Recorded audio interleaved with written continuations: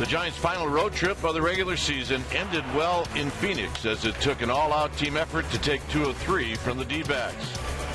Now it's on to Petco Park in San Diego, and All-Star Tim Hudson hopes to keep the Orange and Black on track against the Padres.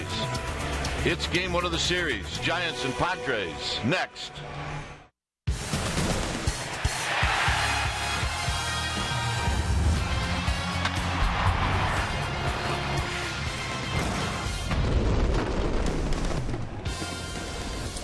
The road trip continues. We're in San Diego at Petco Park as we get ready for Giants baseball, game 1 of this 3-game series. Hi again, everybody. I'm Dwayne Kuiper. Alongside me is Mike Krupko. Giants win the last 2 games in Arizona. That's good news. Even better news, Pagan and Belt in the lineup tonight. But, Mike, that's really not the story. In this ballpark, it's all about pitching, and Tim Hudson's on the mound. Well, Tim Hudson on the mound, lifetime against these Padres 7-3. Now, you look at how the Padres play at home. They have the best home record in the National League West. Forget that they have the worst batting average as a team in the National League. In this ballpark, they're tough. The Giants, however, they will counter because they're a very good road team. The Padres 43-32 at home. The Giants on the road 42-33. So I think they kind of cross each other out. At least that's what we're hoping, but it is all about Tim Hudson. So that means it should be a tight, low-scoring game. Who knows? Hudson, Despagne. 2 very tough pitchers tonight here at Petco Park. Stay tuned. We'll take you to our Comcast Sportsnet studios for an update, and we'll do that right after this.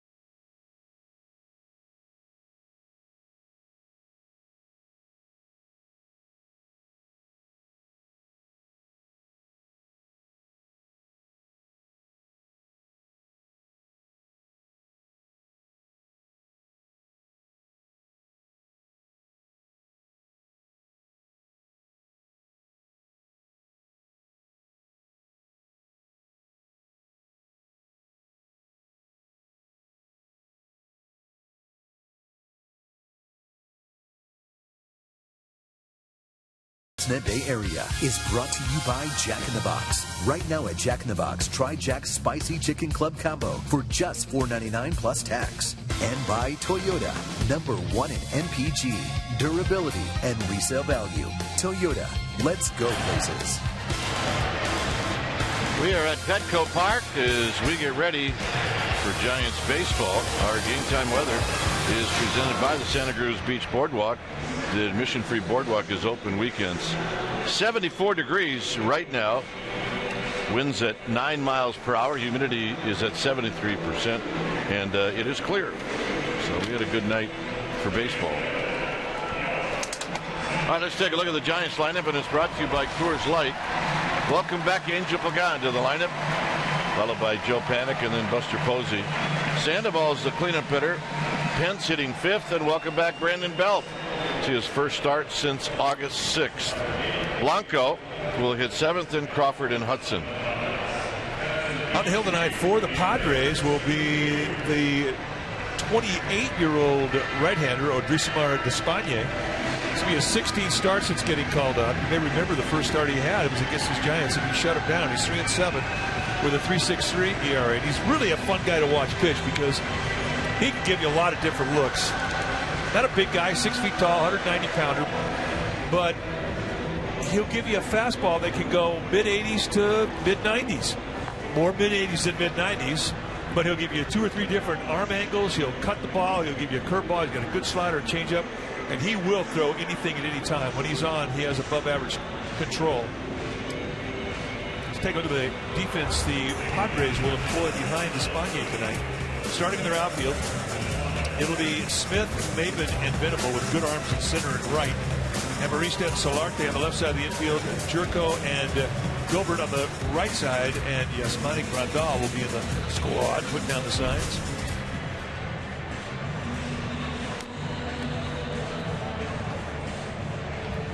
So we're just about ready for game 4 of this road trip, the final road trip for the Giants. The Padres playing pretty good baseball. They don't score a lot of runs, but they do play well at home.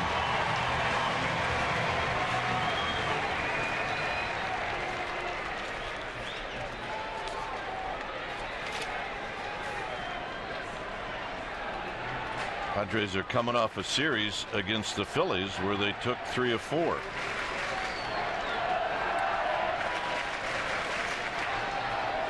So here's Pagan.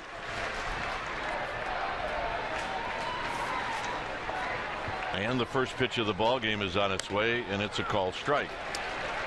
And it's just a little bit of a cut fastball, and you'll see him.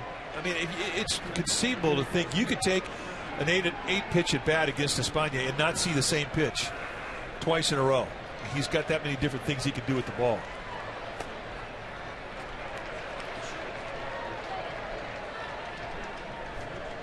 Panic to follow. Pagan hitting .302. 3 home runs. 27 driven in.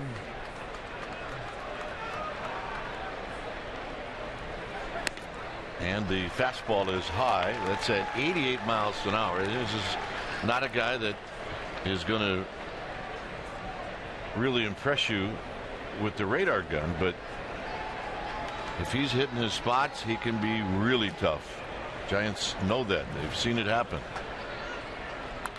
Foul back. Good swing by Pagan. It's 2-2. Just watch Pagan very carefully now to see how he's hanging in there with the bad back. He's got a bulging disc, and the Giants hoping that it's going to stay calm for a while.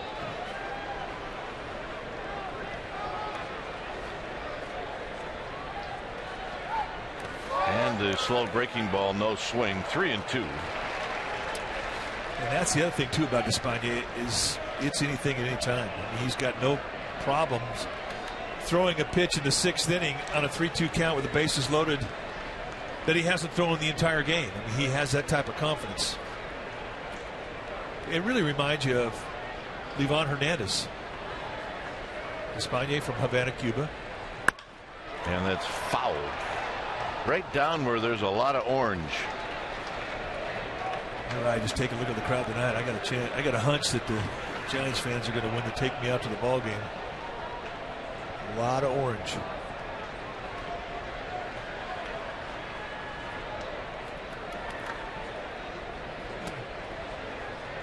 And another 3-2 pitch to Pagan, and it's inside. So that's how this game gets started. Let's take a look at the Nissan keys to the game. Number one, we're going to look at Tim Hudson's sinker. His sink, it sets up everything, and when he's got it going, he can get by with just 2 types of fastball and a changeup. So we'll keep a look at what type of sink he has and how many ground balls he's going to throw. And how about the new guys? Angel Pagan back in the lineup, and welcome back Brandon Bell. Now those 2 guys are going to be key in the Giants' attempt to beat Despagne. And those are our Nissan keys to the game. Here's Joe Panik. And a strike to Panik, hitting at .300, a home run, 16 driven in. He has faced Despagne. He's 0 for 3 lifetime.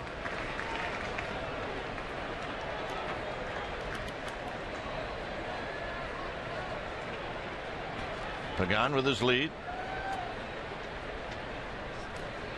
Way out in front, 0-2. I mean, you have to remember when Panik saw Despagne, he hadn't been in the big leagues very long. He probably was wondering if every pitcher that he was going to face in the big leagues had that many types of pitches. The answer would be no. Despagne, in that regard, is pretty unique. And a waste pitch, 1-2.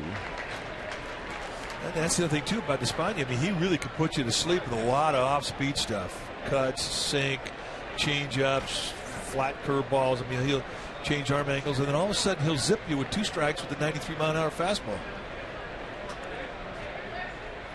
And when you see it after you've seen a lot of slow stuff, it can look like a freight train coming through the strike zone.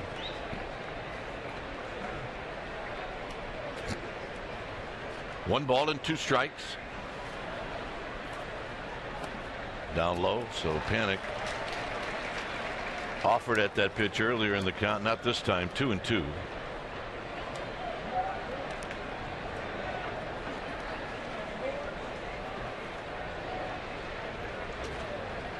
Giants won 2 out of 3 in Arizona, and they won the last 2.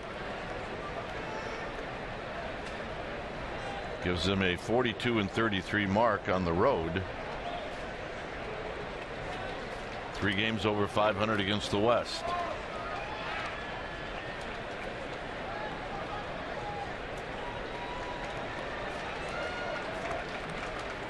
So Panik steps out briefly and now back in. It's 2 balls and 2 strikes with Buster Posey on deck.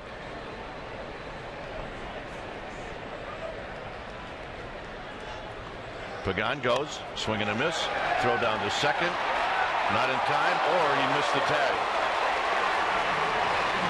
The throw beat him.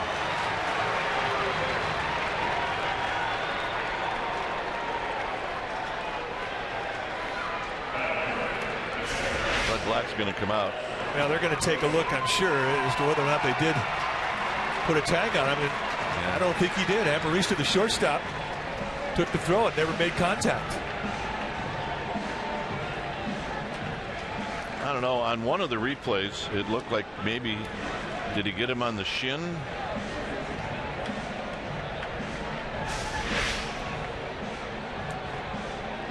Goes down. Nope.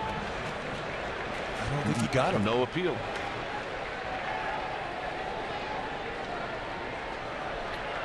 And he should have tagged him. That's the bottom line. That should have been a strike him out, throw him out, double play. So the Giants catch a break. And they get a runner in score position off the mistake from Amarista. All he had to do was put the glove on the ground. So here's Buster Posey hitting at .310. 21 home runs, 86 driven in. He's 0 for 5 against Despagne lifetime. First pitch strike, and it's 0-1. Right out of bed with a changeup. I always thought that was a dangerous pitch to throw a changeup. First pitch you throw to a guy in his first at bat, because really you haven't established any speed with him. You got to have a good changeup to do what he just did. Right back to Despaigne. Posey's out. And that'll bring up Sandoval. Well, whatever that one was, it broke the bat of Buster Posey.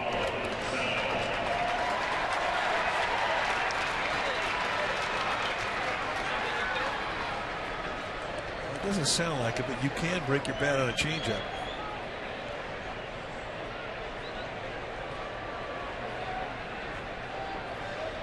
So here's Sandoval.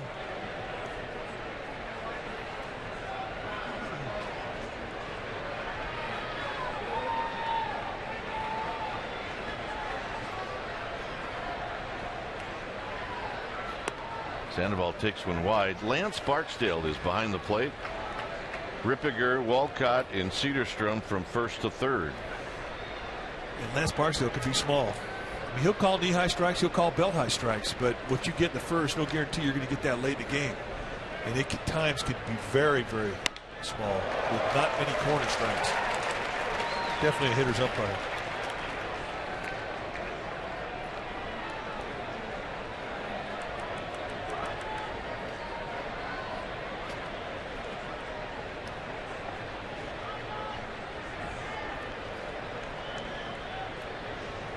And the 1-1, and it's in the dirt.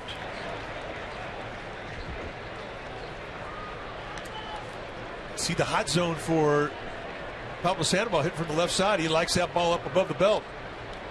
Down and away, hitting 172, up above the belt, hitting over 400, in and out. I did not see that one coming. I always thought he was a low ball hitter.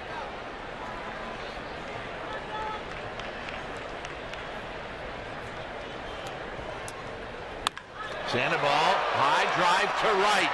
It is foul. Ooh.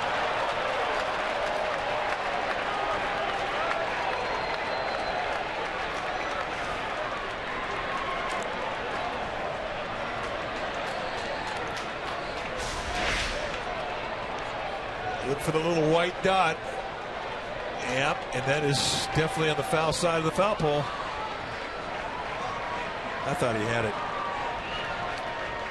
Yeah, because that foul pole 322 gets on you pretty quick. I thought he might have hitting the pole.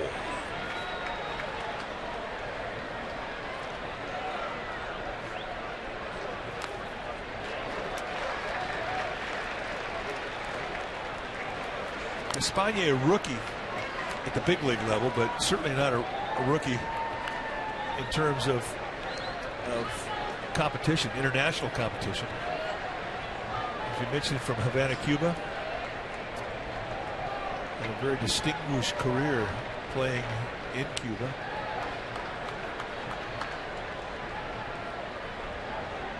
So the Cuban national team, and in international competition, he was 61-43 lifetime with a 3.5 ERA. And there's that fastball in. It stays at 3-2. Hey, the Gamer Babes are here. Yep, you can just tell.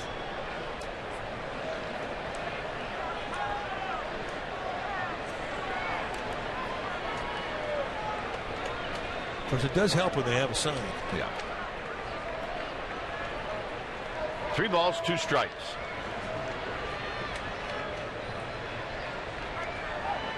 Big breaking ball. That'll end the inning. Anything at any time. Isn't that what you said? Yep. Hudson coming out.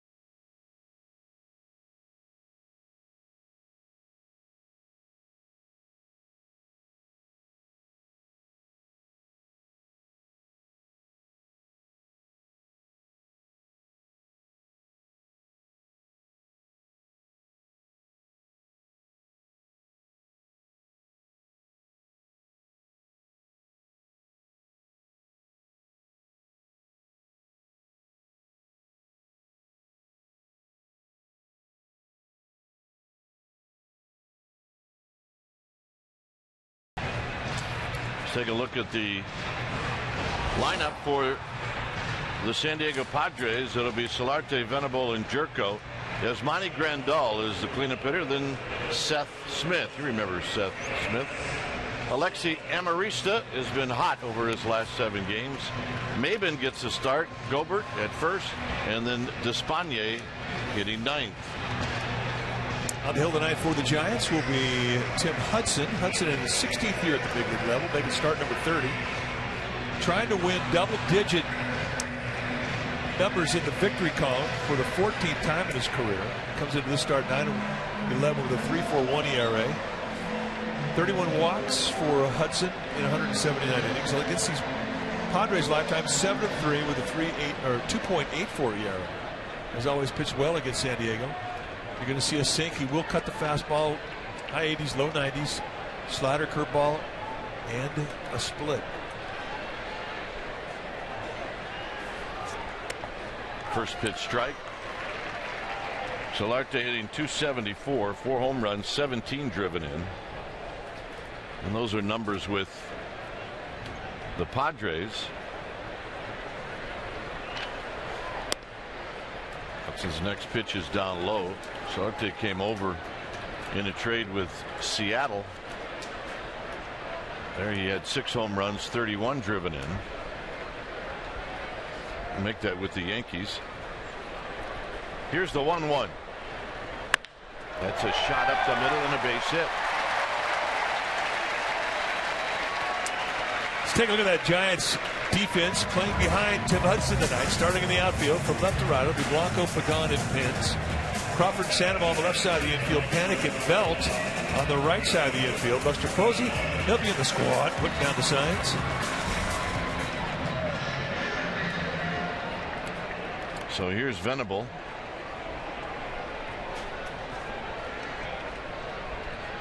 Solarte doesn't have a steal in a Padre uniform.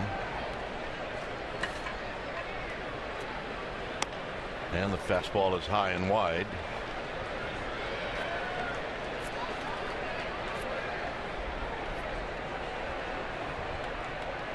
Four for 25 for Will Venable against Hudson.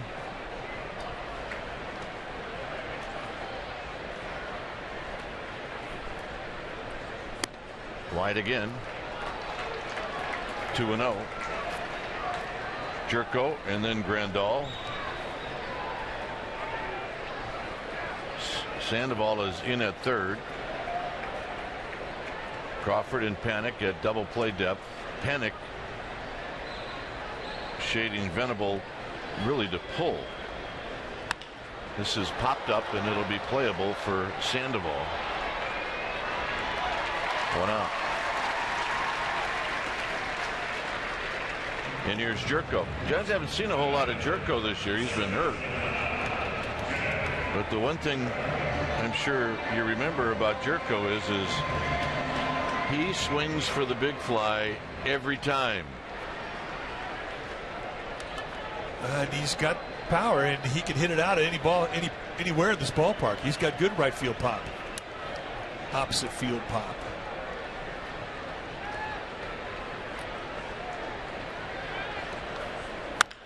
Hammers this one into the gap.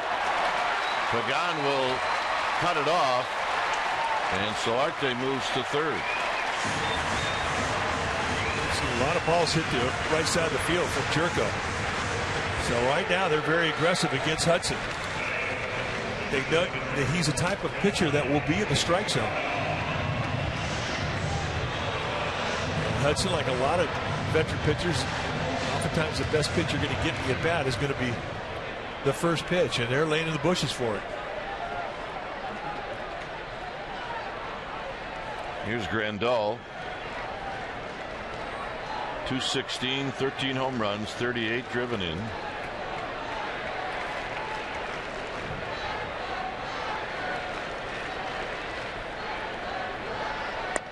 And a strike. Good pitch at the knees, and it's 0-1. That's the one he needs to get right there.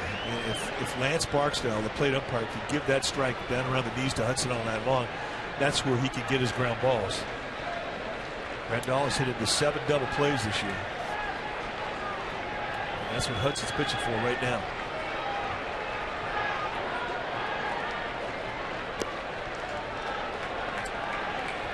those situations, if you miss low. Just like that.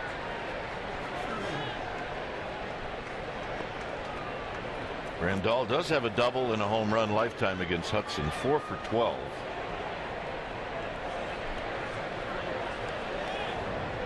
Solarte at third, Jerko at first. We are in the bottom of the first inning.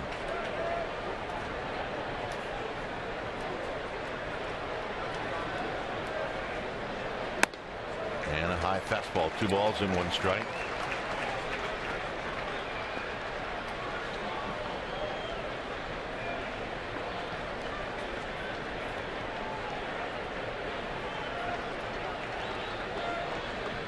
Seth Smith on deck.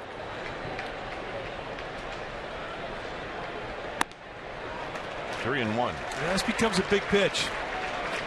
The last start that Tim Hudson had was not a good start. In fact, it was a start that he had got knocked out in the first inning. That's the shortest outing in his career. He needs to find early confidence in this ball game. And this 3-1 pitch is a huge pitch for him.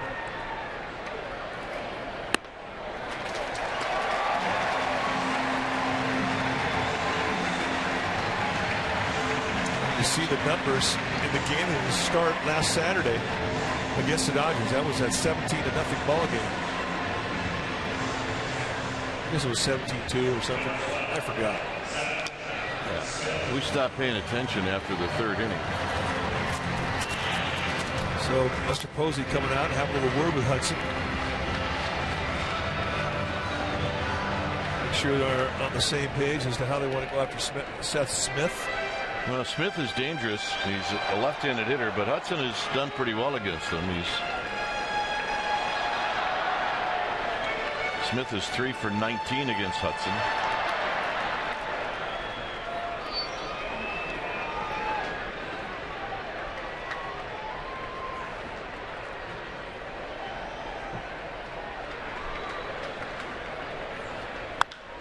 Popped him up. Pence is coming in, and Solarte is tagging, and he will put on the brakes. So a big out. Smith retired, but not out of the woods yet, because here's the tough Amarista. And Amarista also can put pressure on the defense because he can run. And with the bases loaded, I mean, he'll not a big guy, but he will get greedy, and he will try to hit one out of here early in the at bat. He's got just enough pop to where they would prefer that he would be a little more line drive conscious. But he can hurt you. Just miss. You're not going to get those corners you're used to in other strike zones with Lance Barksdale. And for a corner specialist like Hudson, they can frustrate you. Well, that was a close pitch. It's 1 ball and no strikes.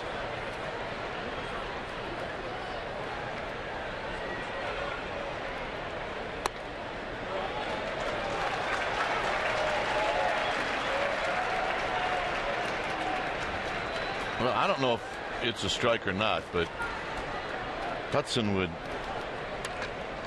have liked to have had one of those two. He's got to get in that strike zone now, 2-0.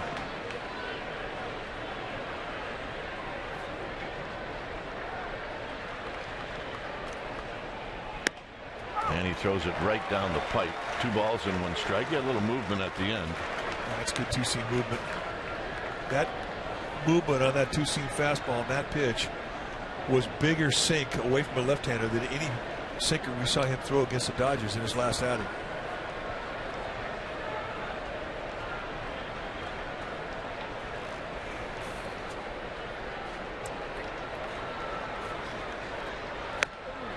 Three and one. And a pretty easy take. So once again, Amarista in the driver's seat with count leverage.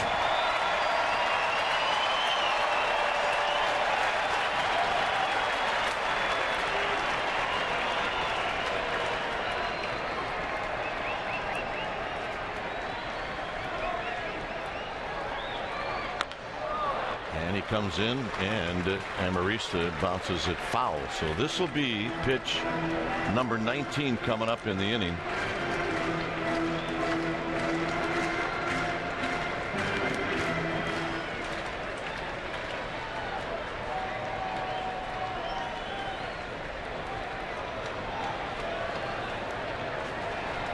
Hudson rubbing up the baseball. Solarte, Jerko, and Grandal are your base runners.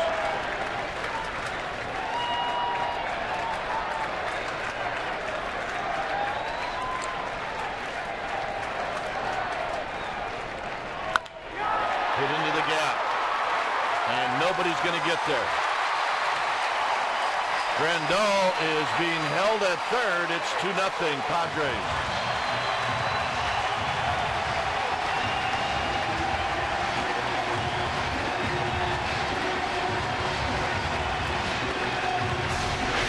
Well, 3-2 bases loaded.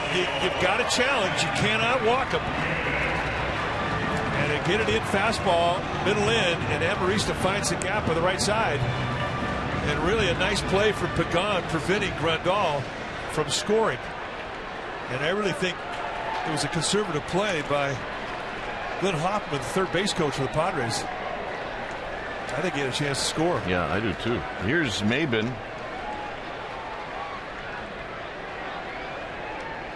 Maben hitting .248.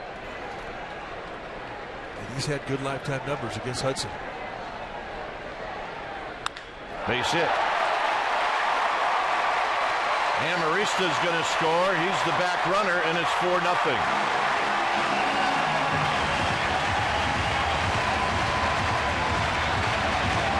Once again, Hudson gets beat early in the count. So that's going to bring out Dave Righetti, and really for no other reason than just give him a little bit of a breather. Get it ahead, first pitch, a little cutter, lays it right in there. And Maben, not greedy, just going right back up the middle with it. And an easy score with 2 outs. And Amarista's speed from second base. And just like that, Bruce Bochy's down 4-0.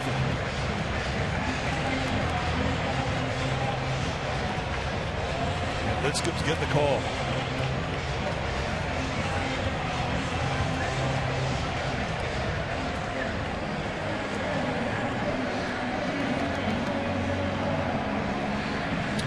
So it'll be Gobert, the 8th place hitter in the lineup, to hit.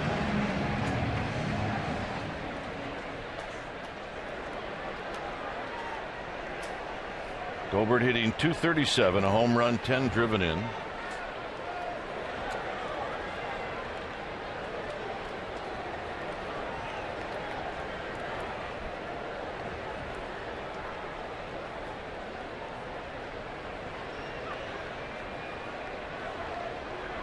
Four hits in the inning and a walk. And a strike to Gobert. He got the big out. He got Seth Smith on a pop-up. But then he fell behind to Amarista, and that hurt him.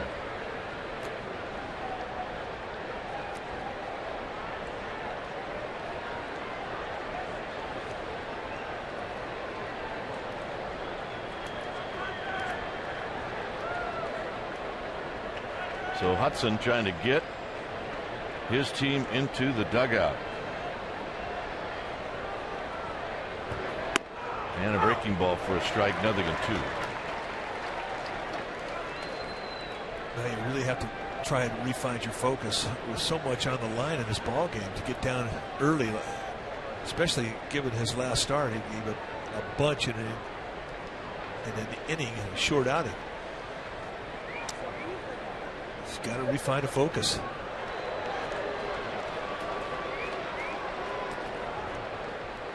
This is the time of year where every inning seems like the 9th inning.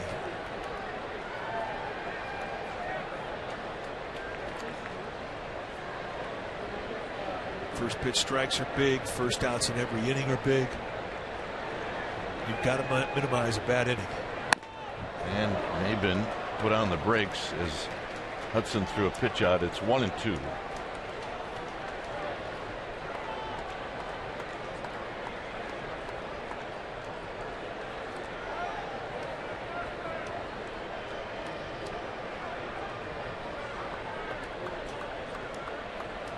Buddy Black, the skipper of the Padres, enjoying the score. These Padres are not a team that score a lot of big innings. And Maybin's picked off, and that'll end the inning. 4 spot for the Padres. Pence is going to lead things off.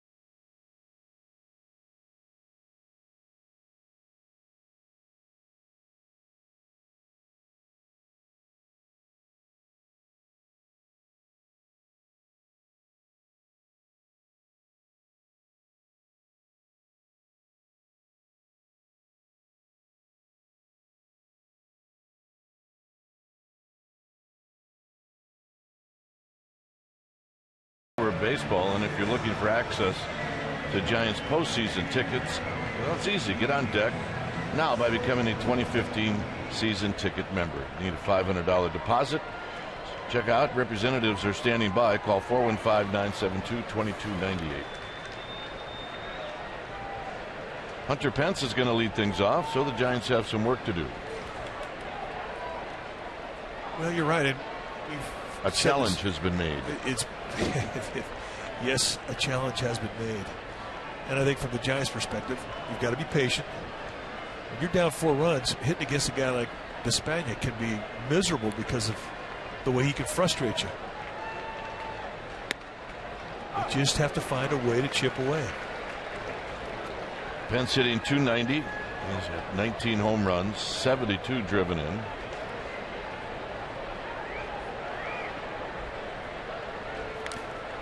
Fouls this one at the plate.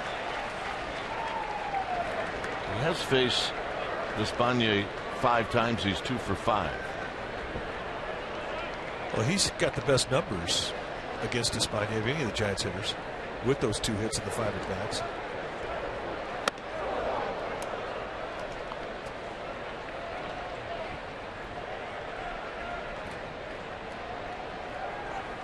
Despaigne can do so many little things to upset your timing, distract you.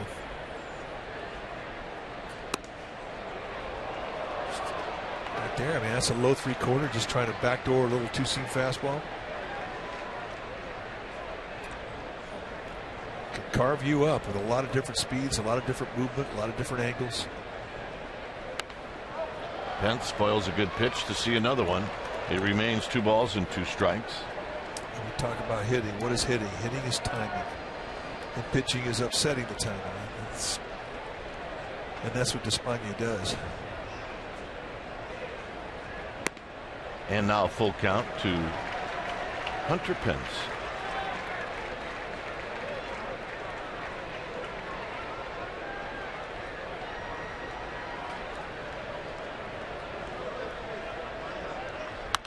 Out of play. Zip you with a 90-mile-an-hour fastball, knee-high outside corner. Pence did well to fight that off. That's after he threw a 2-2 changeup at 77.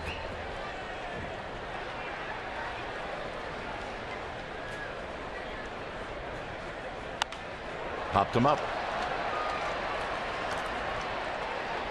Solarte in the coaching box, 1 out. And that'll bring up Belt.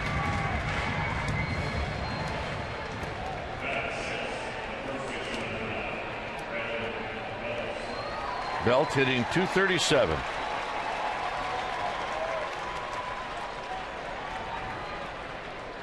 $11 home runs, 24 driven in.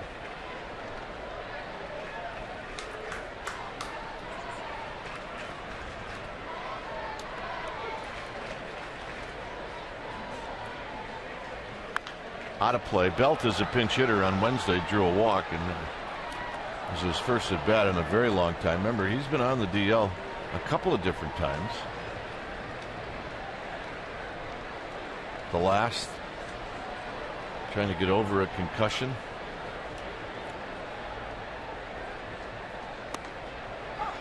And a Belt high strike, 0-2. And that's an example of the high strike you'll see from Barksdale. And that's a high strike that you don't get from many umpires. So the highs and lows of his strike zone are rather extreme. Just not many corner strikes. And not many consistent corner strikes. I mean, that's pretty much the same location you just saw. One's a strike, one's not. And Despaigne wondered what's the deal on that last pitch. You will see hitters rubberneck. You will see pitchers walk off the mound and follow pitches with this strike zone.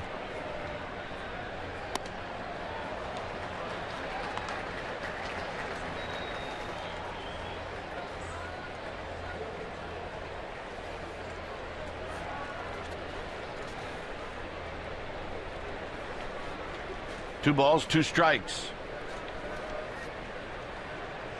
3-2 to Belt.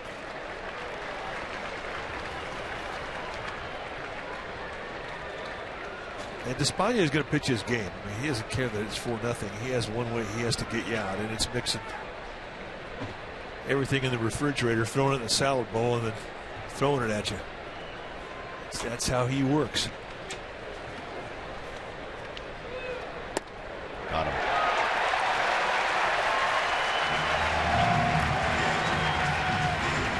Three strikeouts now for Despaigne. Set the target right over the middle of the plate. He goes front door sink, and I don't know if you're going to get that if you throw it again with Lance Barksdale. Pretty generous strike. So here's Blanco. Blanco went 1 for 11 in that series in Arizona. Shoots this one on one hop to Gobert, and that'll end the inning. Hudson coming back out. Gobert will lead it off.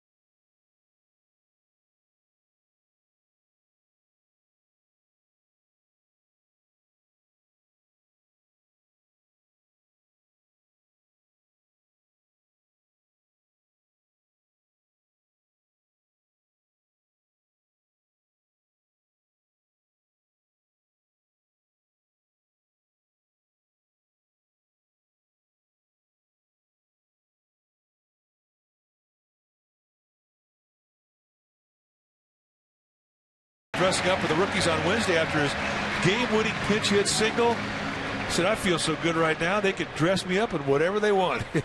And they did. And they did, with the pink cowboy hat, and he was rocking it. That's our Geico quote.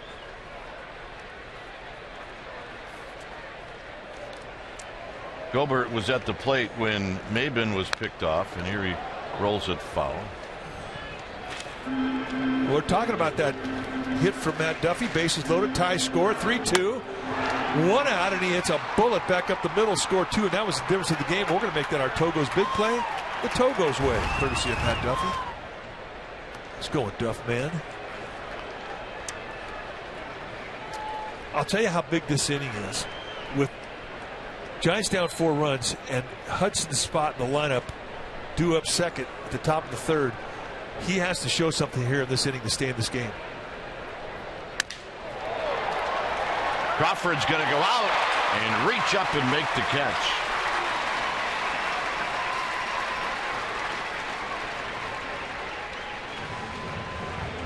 So a good pitch running it up the bat of Gobert.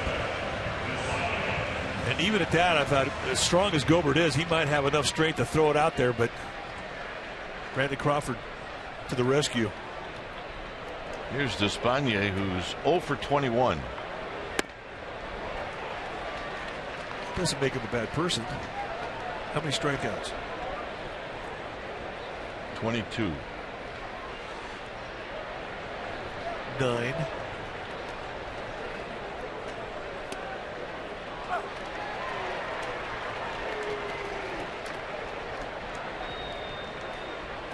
And it's a quick 0-2 with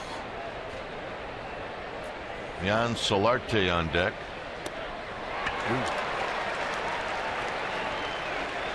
And that bat right there tells me they have a lot of DH going on in Cuba. I mean, we kind of got used to Livan Hernandez being a pretty good hitting pitcher. Kind of thought every pitcher out of. I just think all those guys coming out of Cuba can hit. Every one of them. Except this guy.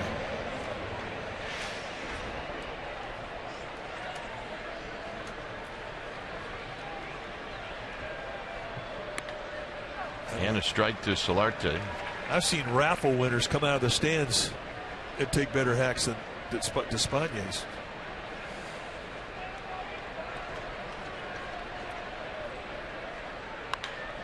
And a base hit. Solarte's not that impressed with Tim Hudson, I have to tell you.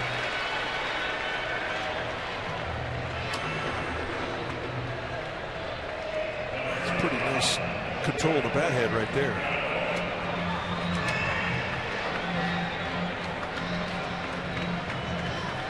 He must have been in the Headley deal, right? Yeah. Here's Will Venable, who popped out to Sandoval in the first. There's a strike.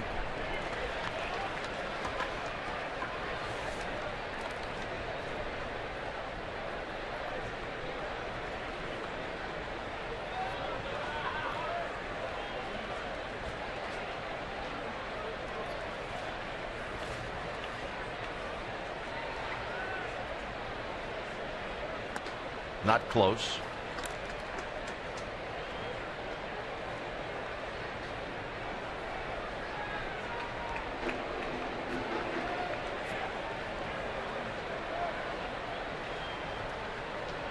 Jerko on deck.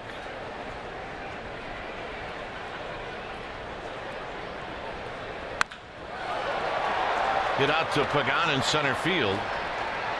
And that's going to end the inning. No runs, a hit, 1 left. It'll be Crawford, Hudson, and Pagan coming up.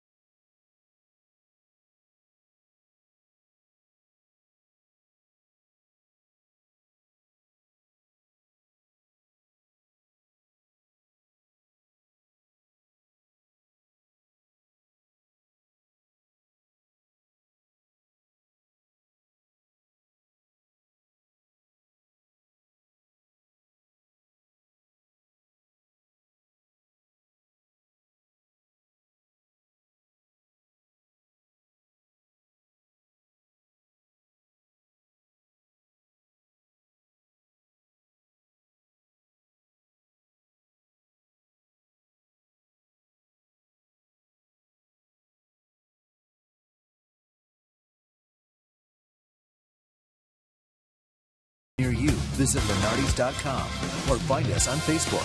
Lenardi's Markets, quite simply the best. 4-0 Padres. They scored all 4 in the first. As here's Pagan. There's a good shot. That's right in left center field beyond the wall, behind the scoreboard. But sticking out just enough for those folks to see almost all of the game. It's pretty cool, isn't it? The rooftops. And as we look over the batter's eye in the center field, you can see another building being constructed. Crawford skies on the left. Smith on the move, and Smith will make the catch in foul territory. Let's take a look at our AT&T U-verse Rewind. Wednesday, Brandon Crawford, a perfect 4-for-4 day. Second career 4-hit game, both against the Diamondbacks. The other one was June 8th, 2013, and he was a difference maker in that ball game. And that's our AT&T U-verse Rewind. Here's Hudson, who's 2 for 50.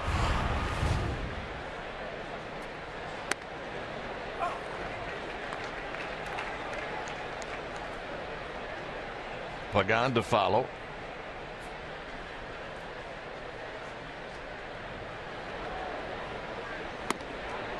No balls and 2 strikes.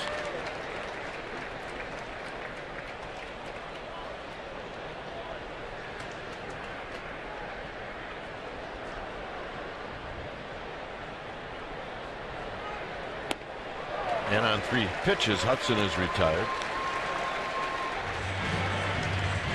And that's 4 strikeouts for Despaigne. Well, Thursday, September 25th, the Giants celebrate the 60th anniversary of Willie Mays' The Catch, presented at AT&T. Your special event package will include a collector's edition Giants t-shirt depicting The Catch and a ticket to the Giants Padres game. If you're interested, go to sfgiants.com/special events. And remember, to receive the Catch t-shirt, you need to purchase the special event ticket.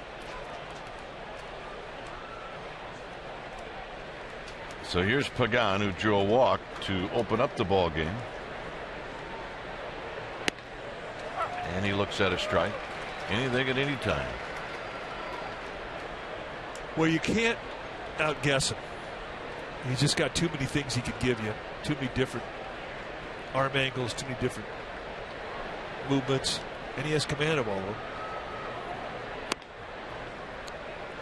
But you can sit hard stuff away.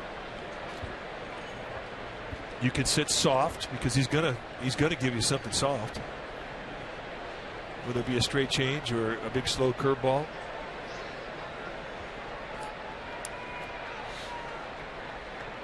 So I think you're better off, if you're going to guess, to look either location or speed, and just stay away from trying to think about outguessing him pitch wise.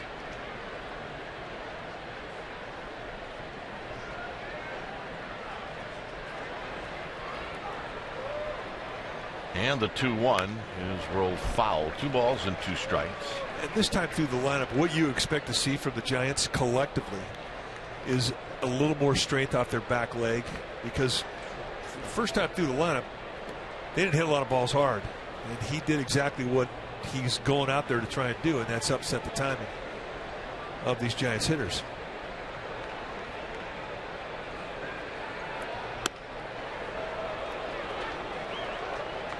Three and 2. The guy thought that was ball 4 for a second. Just for a second. It's the 5th full count that Despaigne has had. So they are getting pitches out of it. Maybin in center field. And that'll end the inning. Jerko, Grandal, and Smith coming up 4-0 Padres.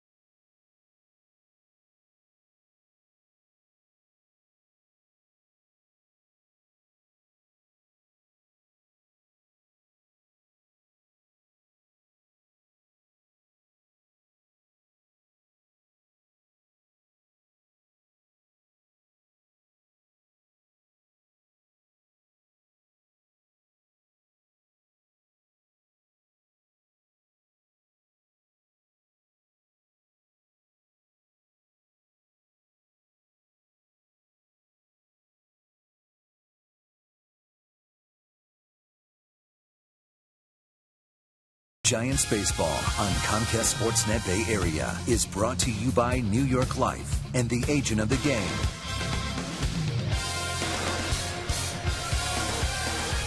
Padres with 4 runs in the first. That's where this game stands at 4-0. And Jerko will go at the first pitch just like he did in the first inning. And this one he fouls off his foot.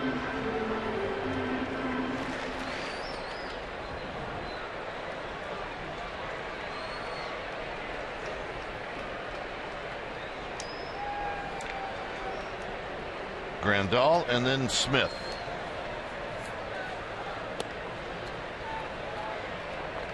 Dave Fleming is on assignment. He'll be back tomorrow. John Miller will come in and take my spot here on the TV side. He'll be here innings 4, 5, and 6. I'll be back in the 7th. Outside, 2 balls and 1 strike. It'll be your job while I'm gone to hold the Padres down. It'll be my job to get the Giants some runs. Okay, I accept the challenge. Hit on the ground to third. And Sandoval airmails it. He hadn't made a bad throw since I can't remember, but he does here. And once again, Hudson is going to be in the stretch early. Well, hard smash all the time in the world. Balance. There's the crow hop. It just gets underneath it. And Brandon Bell had no chance. In fact, the only way you're going to get this one is if you had a ticket. So for a pitcher who's trying to find confidence, the one thing you can't do is put him in the hole defensively, and Sandoval just did. Here's Grandal. Grandal drew a walk in the first. Well, I mean, this becomes a fly ball or a strikeout situation now for Hudson. And Grandal sees him well. He's got the lifetime stats to prove it.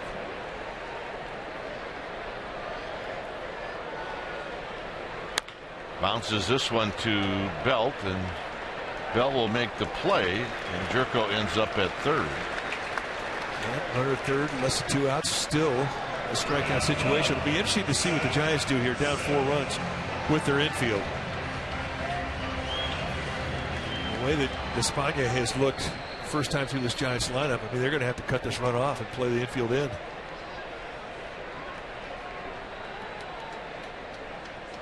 Smith in a similar spot in the first with a runner at third and less than 2 outs. He popped out to Hunter Pence.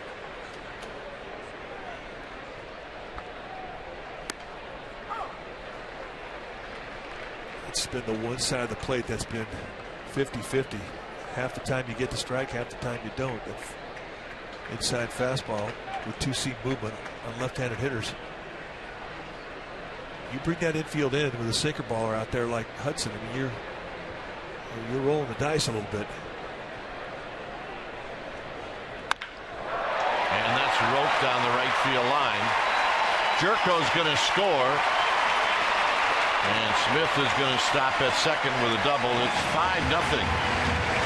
And that was loud. And the Padres have taken advantage of the air.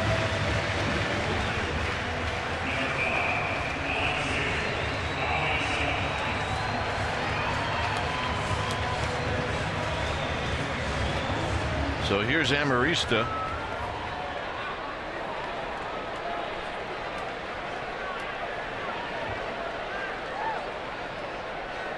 Amarista doubled a pair of runs in the first inning.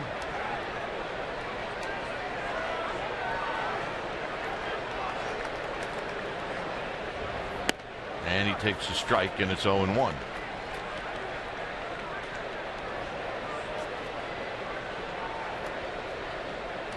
Smith at second. RBI number 46 for him.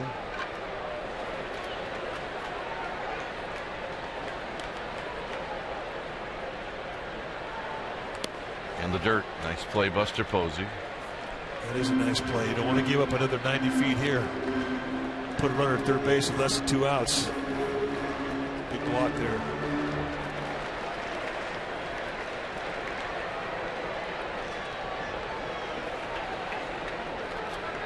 Once again, Dave Righetti calling down to Mark Gardner, the Giants bullpen.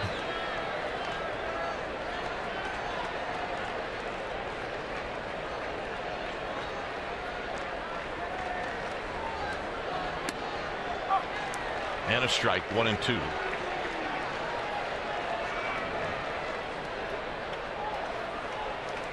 And once again, Litzman starts to throw. Now, he's already been up one time, and he's the one guy down there that probably warms up the quickest.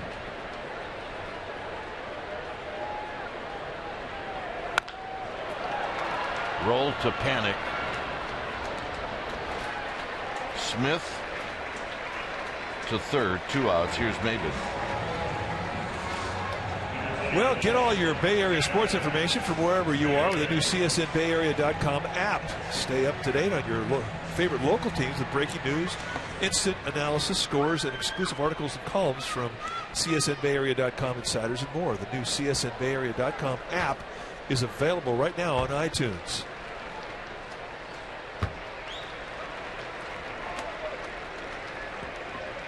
Here's Maben. Maben picked up a couple of RBIs with a base hit in the first. He swung at the first pitch. This time he does not, and it's 1 ball and no strikes. Giants do not have a hit. The Padres have 6. This inning started out with a Sandoval throwing error.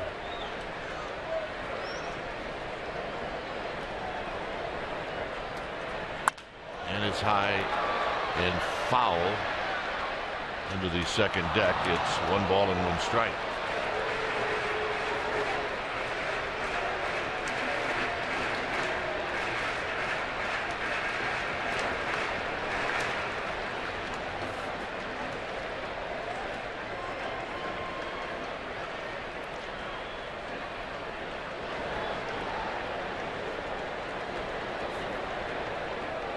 Smith at third. 2 balls and a strike.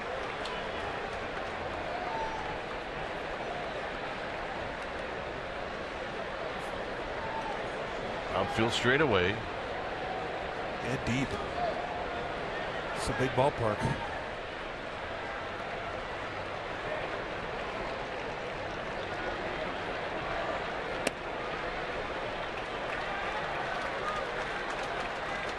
And that was pitch number 50. And just about, well, most of them have been out of the stretch.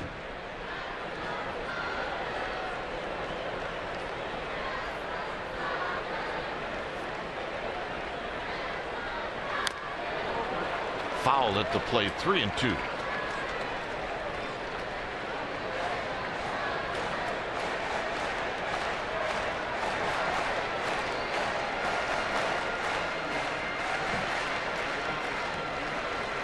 Gobert is on deck should Maben reach here in the third.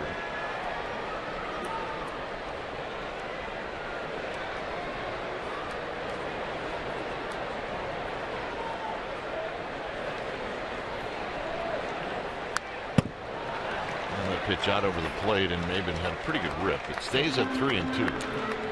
Nice location with that cut fastball. Really, Hudson has not been able to get Maben off that back leg. I mean, he's had great balance in his swings. And he had another one there in the 3-2 pitch.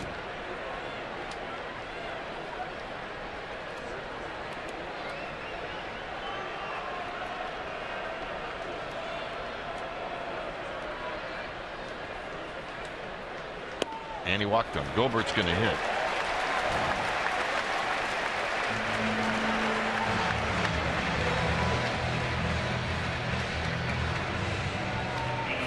Just saw the furrowed brow of a concerned manager. Well, Lincecum's ready to go in that bullpen. And one thing Bochy knows is that he's got a non-hitting pitcher on deck. So even if Hudson was to walk Gobert, I imagine he'd still stay in the game.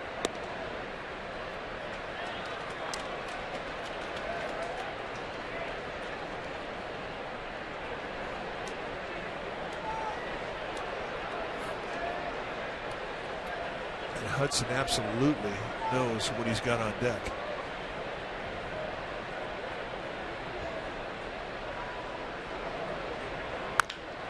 Belt on one hop.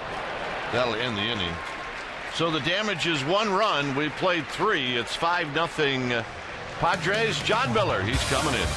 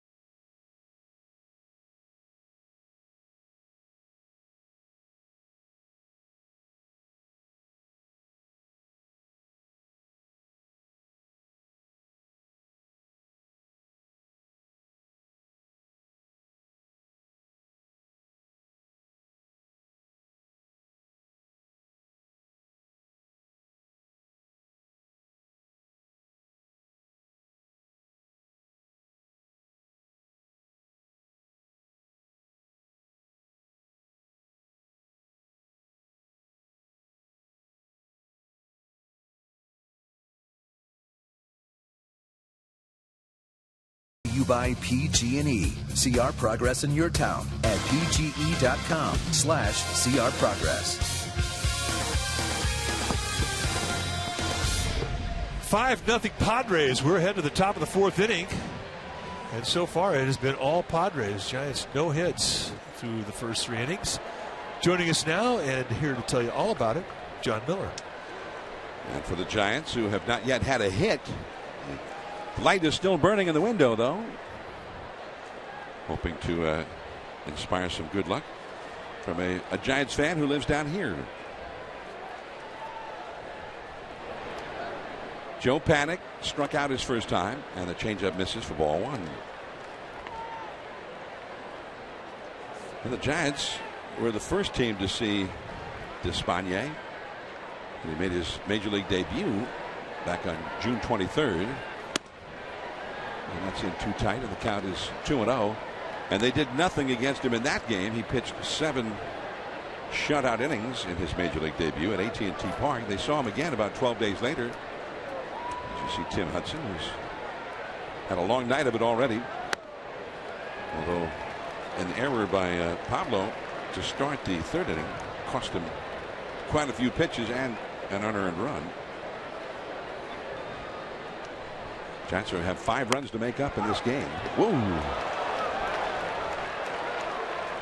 3-1. Well, we've seen some bell high strikes though from Lance Barksdale. I mean, he has got kind of a skinny strike zone, meaning that there's not big corners on it, but he will give a low strike and he will give a high strike. That's a fair ball. First hit for the Giants. Extra bases for Panik. Venable digs it out of the corner. Panik with a double. I really say we make that our forward right choice, John. Hey, you're good luck. Everybody's had a hit ever since I got here. Well, it's amazing how you do that. 3-1 count, almost a walk, and here he challenges him on the inside corner at the belt with a fastball. Panik spins on it, and just like that, he puts himself in scoring position, and that's our forward right choice. And that becomes an important opportunity for the Giants, down 5-0. I mean, it's still early in this ball game, but they do need to let the Padres know that they're out there. Buster Posey, who has not had a hit against Despaigne yet.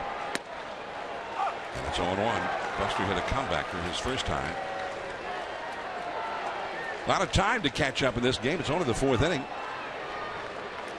First things first, the Giants have just gotten their first hit And now a base hit could get them their first run.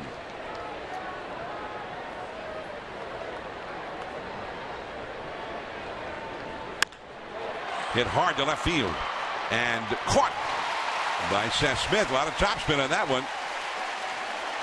That ball was hit on the nose. But if you go back and analyze the first time through the lineup, there was not a lot of loud contact against Espana for these Giants. Now they're starting to come up with a little bit better approach.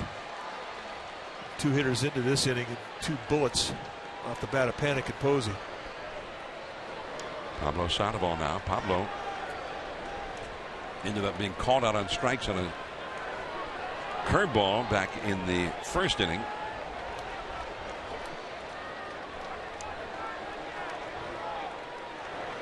Pablo, who is hitting in the 230s in the last 2 weeks. Off the outside. 1 ball and no strikes. Hunter Pence out on deck. Mr. Posey had a good cut at that one and hit it very hard, but into an out.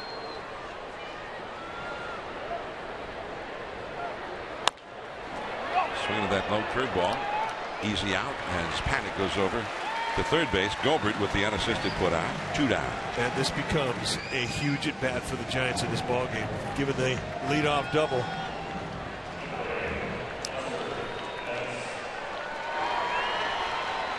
Hunter Pence, who fouled out to third his first time. Base hit here would definitely give some life in that Giants dugout. Pence has fallen off a little bit here in the last few days. Only 2 hits in his last 18 at bats. Got a runner in scoring position, and that's significant. Pence has the best batting average in situations like this in the National League. And cut her off the outside. Pence is hitting .377 with runners in scoring position for the year, number 1.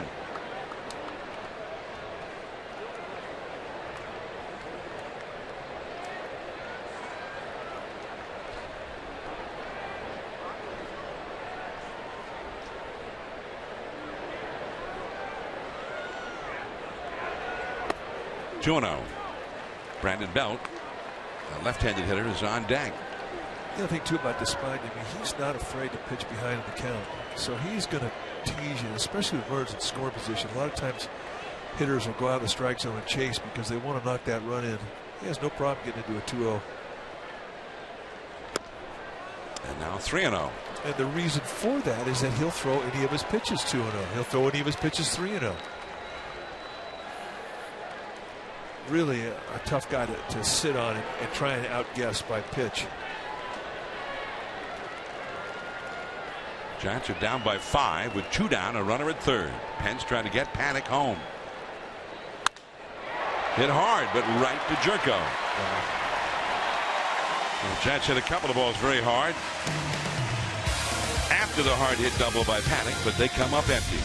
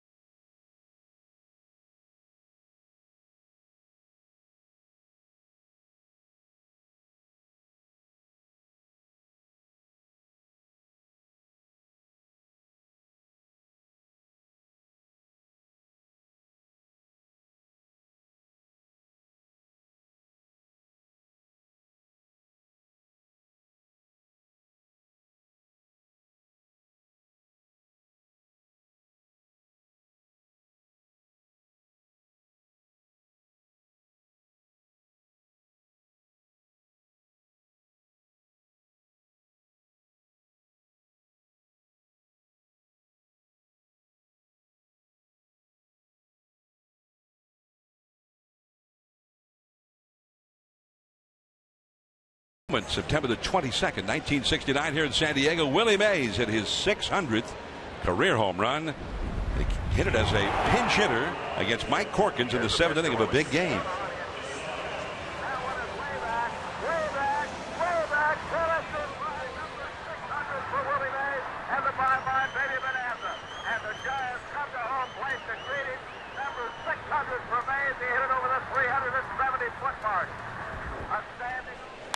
Willie Mays put the Giants ahead in that game, in a very key game in the pennant race that year. They and Atlanta ended up battling right up to the wire, and Atlanta ended up winning the division title. Despaigne, who struck out his first time, leads off for the Padres here, last of the 4th. 5-0 San Diego. Pablo, nice pickup. And a little bit of a high throw again, but Brandon Belt, who's a very large target over there, was able to reach up and get it. Well, he's 6'5", and he needed all 6'5", and the boarding house reach to flag that down. I mean, right now, that's 2 throws.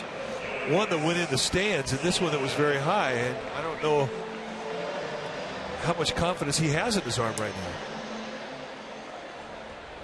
It doesn't take long to put a few doubts in there. You start missing high as an infielder, that's not where you want to miss. Miss low. Here is Yangervis Solarte.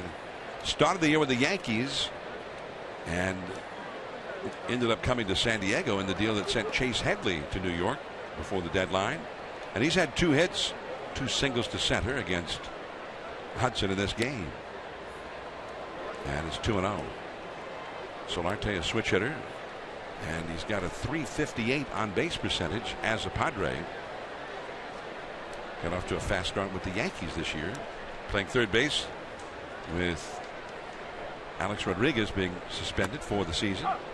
There's the high strike, and it's 2-1.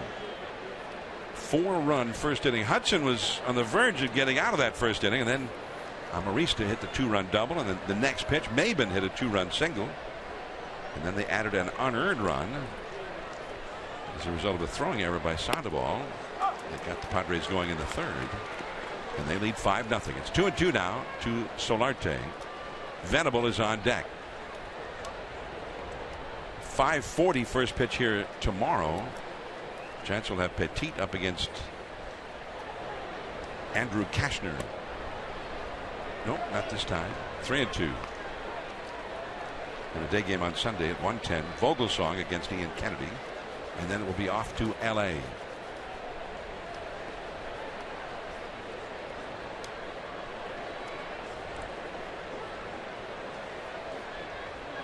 Three-two pitch.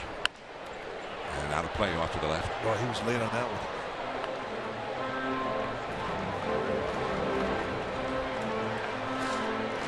You're going 6 pitches into it at bat. The guy's later than 89-mile-an-hour fastball. He is guessing off speed. I mean, that was an emergency swing.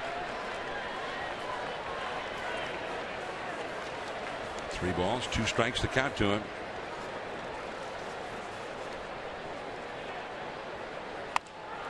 And the pop up. Out goes Brandon Crawford. 2 down.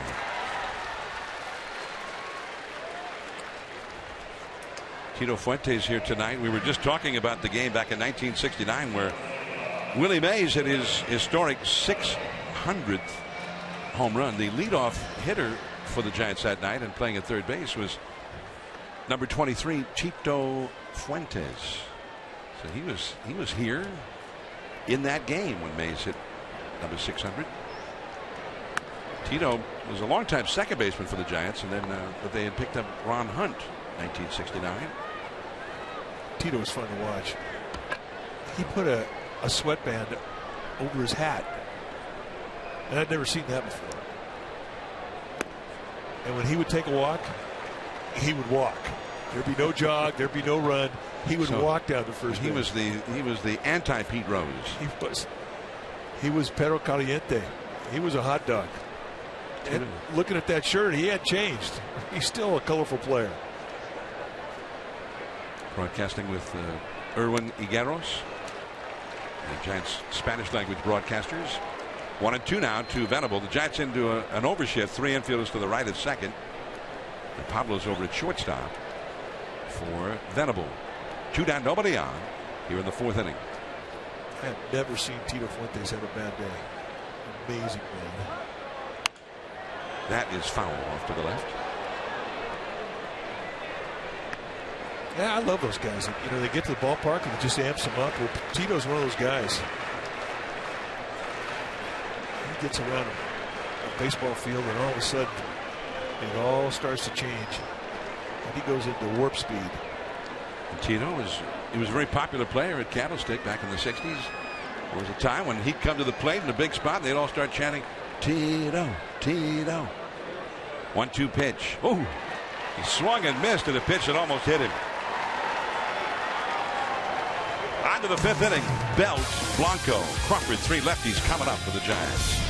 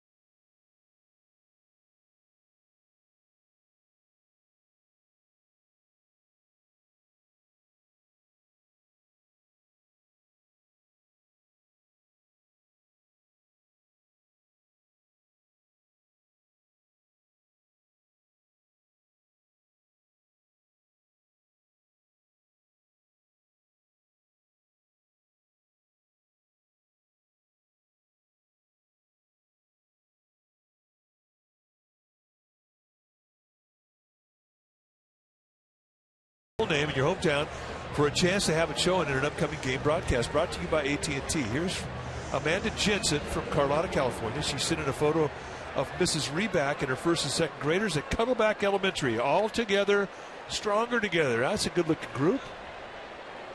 So nice going, Amanda. That's our AT&T fan photo. Where is Carlotta, John? Everybody knows where Carlotta is. It's an unincorporated community in Humboldt County. Humboldt County, that's up near Eureka. It's located, if I want to narrow it down for you. Yeah. 6.5 miles southeast of Fortuna. Oh. About 5 miles east of Route 101. Well, that's my next question. Really, now we know less than we knew before. Where's Fortuna? It's in Humboldt County. I'm with you. Now, I know where Humboldt is. I need to get up there. 2-0. It's been too long since we were up there. Belt off the fists. Amarista. And one away.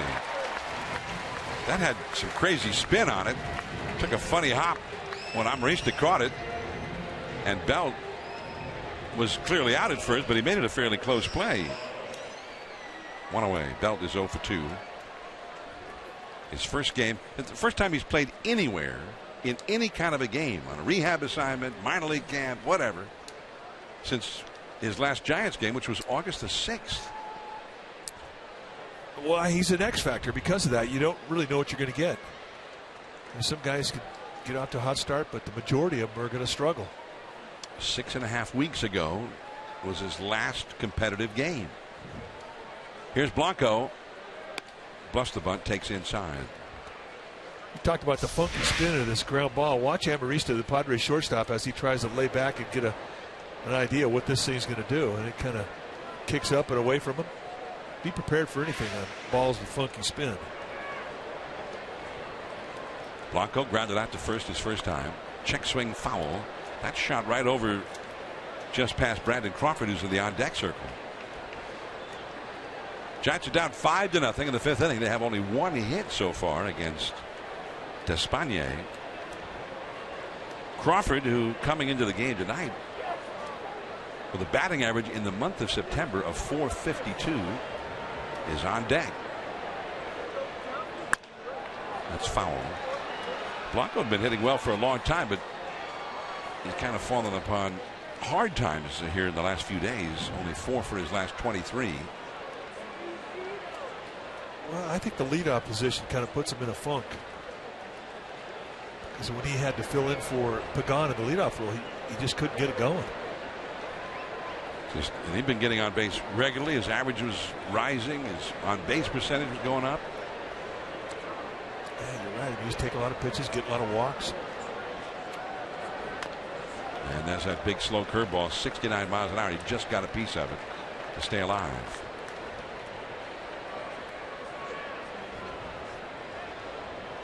Gregor Blanco. And that is, I guess, part of the problem when the Giants have been without Pagan, is just finding somebody to adequately replace him in the leadoff spot. And Blanco had been good in other spots in the lineup, but for some reason not in the leadoff spot in the last couple of years. They put other people there. Hunter Pence ended up being the leadoff hitter for quite a while in the summertime this year when Pagan was out. Pence has hit first, second, and he's hitting 5th tonight. 3-2 now to Blanco. Easy take there. Big old 68-mile-an-hour balloon curveball. Despaigne is just not afraid to throw anything. That's why he is entertaining to watch. Very frustrating when you're down 5-0 and you're the Giants, however. Speaking on behalf of Giants fans, I don't feel that entertained. Off his foot.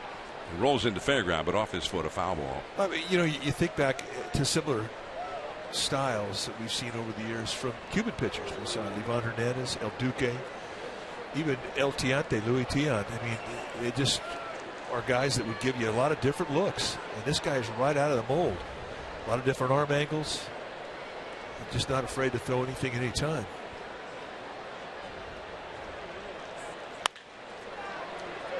Jerko's got it and throws him out. Well done. He robbed him of a hit. And a nice play. And the other thing, too, about the Giants is when they do have a good at bat, and this time through the lineup, they've hit the ball hard. They've got nothing to show for it. Here you get a chance to look at Jerko going to his left, sliding into a 360, comes up and flips it over to Gobert. It's just nice defense. Well, 4 of the last 7 Giants, and that's the second time through the order so far, have hit the ball real hard, and only one of them for a hit. So here is Brandon Crawford, who fouled out to the left fielder his first time. 2 down, nobody on.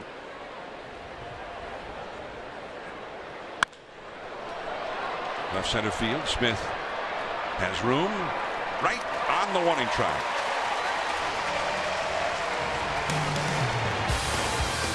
It'll be Jerko coming up last of the 5th.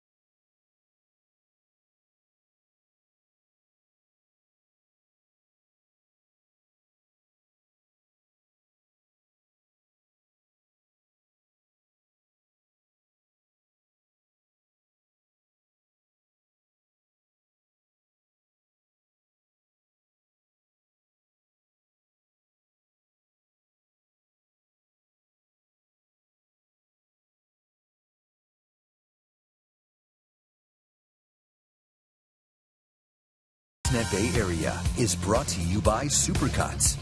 Rock the cut. The Giants are trailing 5-0 to the Padres as we go to the last half of the fifth inning from Petco Park. I'm John Miller with Mike Krukow, Dwayne Kuiper over in the radio booth. Currently, Dave Fleming on assignment. And here is Jed Jerko hitting third in the order. He has singled to center and scored a run. He's been safe on a throwing error by Pablo Sandoval and scored a run. And he hammers one to center, but there is Pagan. That one started to hook away from him, but he caught up to it, one away.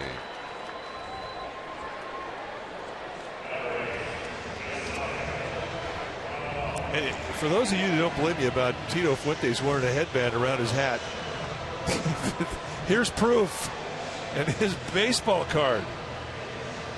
He was hysterical. He had a lot of fun playing the game. And when he was out in the field, Chris Beyer used to tell stories playing with Tito that he never stopped talking. And that's kind of the case now. One of our favorites, Tito Fuentes. He was practicing for his next career as a broadcaster. Here is Yasmani Grandal. He has walked and scored a run and grounded out. And the count is 0-1. So, I mean, explain to me the headband over the hat. Well, I mean, they didn't allow him to do that during the game, did they? While the game was going on? Well, I don't know. I didn't know there was a headband rule. I mean, maybe they did. Maybe he was just having fun in spring training when they were taking pictures for baseball cards. As we saw our partner Dwayne Kuiper take his baseball card one year with a broken bat. So guys did have fun with it. 1-2 the count. Kuiper got a little upset when the Giants played the Dodgers one year, and it got back to Kuiper that Vin Scully. They got a shot of you guys in the TV booth, and Vin Scully talking about old broken bat Kuiper. Well, and Kuiper he said, "Hey, okay," and he kind of got in after Vinny about it the next day. You know, I hit the one home run. We have fun with it, but to call me broken bat Kuiper, I think that's stepping over the line. And Vinny says, no, it's the old baseball card. Somebody sent me the baseball card, and you had the broken bat. And then Kuiper immediately knew what he was talking about and told him the story behind taking the picture with the broken bat. Well, it is, over the years, I can't tell you how many fans have come up to him and said, "Will you please sign a baseball card?" That's the one they want to have signed. Totally unique.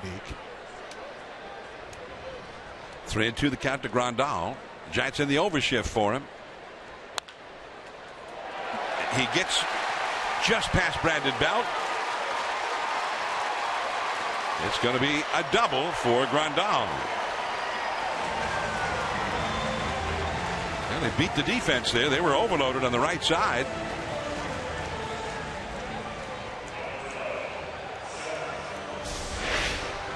Well, shift and everything. A little sinker or maybe a changeup, and he just drops the head on it and rakes it right down the line. And not even a dive from Brandon Bell could prevent it. And that may be it for Hudson.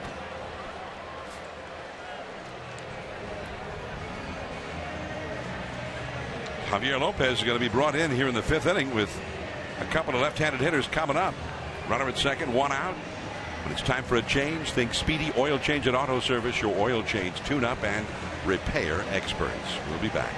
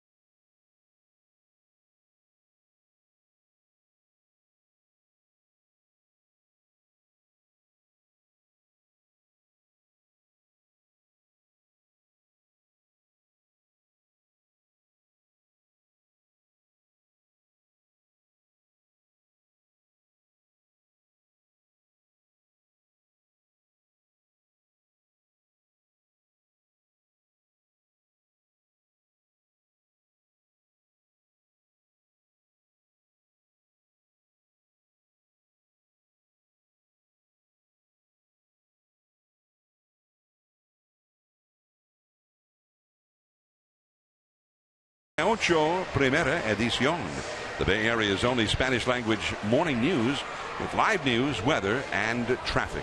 So tell your friends and watch Telemundo 48 Primera Edición weekdays from 5 until 7, 5 a las 7. Gracias. Bueno. Giants have a new pitcher in the game. It is Javier Lopez, whose family hails from Puerto Rico, but he grew up just outside of Washington, D.C. in Virginia. And he called himself a Virginia Rican. A Virginia Rican? I've never heard that. 60th time he's come into a game this year.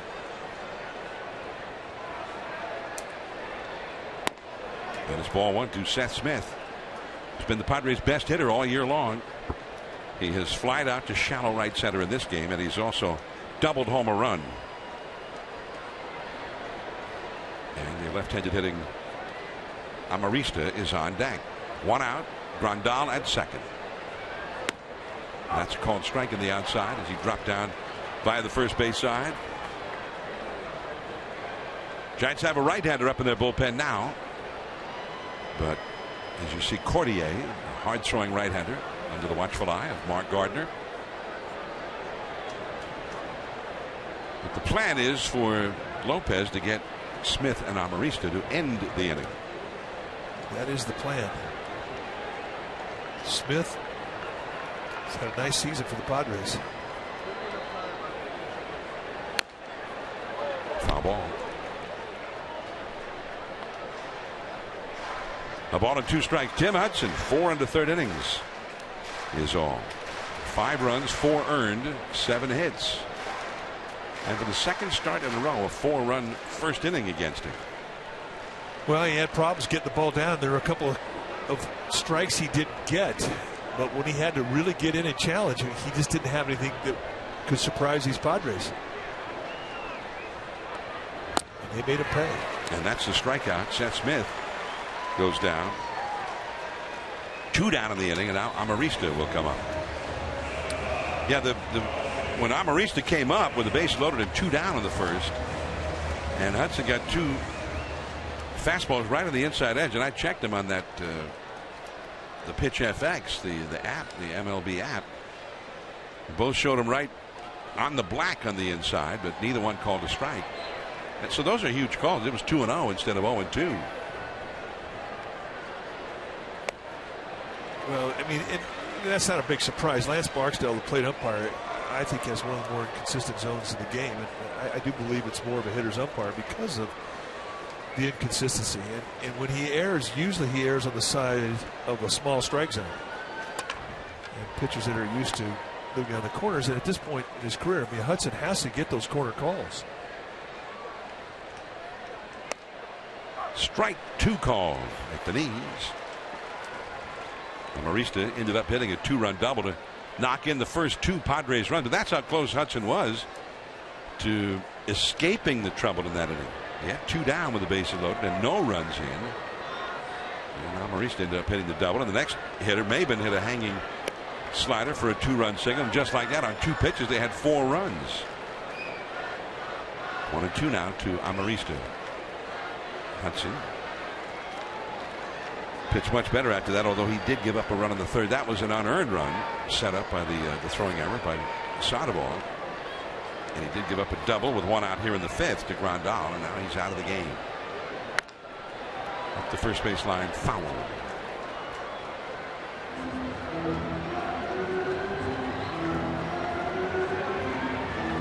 Amarista is only 5 feet 6 inches tall. He's listed as 5 feet 6. He hit a home run here last night against the Phillies. He's just about the same size that Joe Morgan was when he played. Joe just had a birthday, by the way. Today. Happy birthday, Joe Morgan. Great player. Struck him out. Great work there by Lopez to get the 2 lefties both on strikeouts. 6th inning coming up.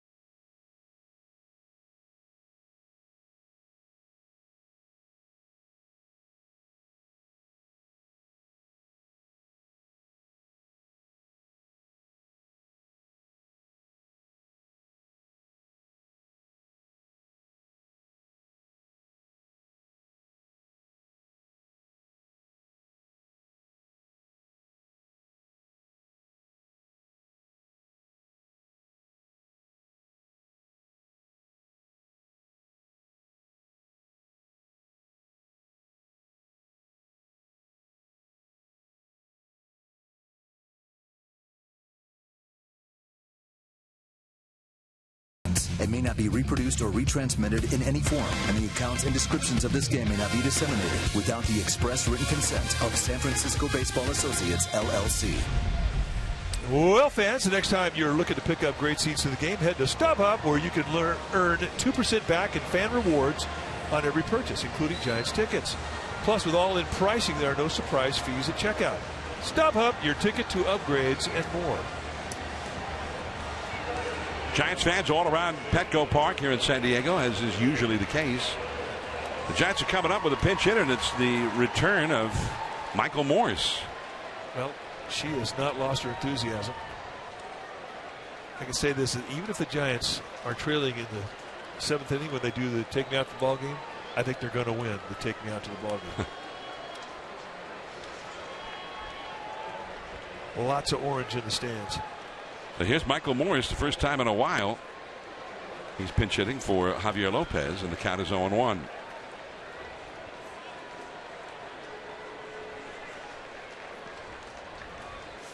Well, I mean, this is really a good sign when you think about it, getting him back to be able to at least pinch hit right now. Look out. Getting Belt back in the lineup, Pagan back in the lineup. Giants head trainer Dave Greshner has been very, very busy rehabbing these guys, getting them back. But they all know they're needed. Morse has missed nearly 3 weeks of time with an oblique strain. 1-2. Back on the 5th of July, the Giants had a come from behind victory here. And in the 9th inning, or this was the 9th inning, the home run by Morse that tied the game. The Giants eventually won it in extra innings.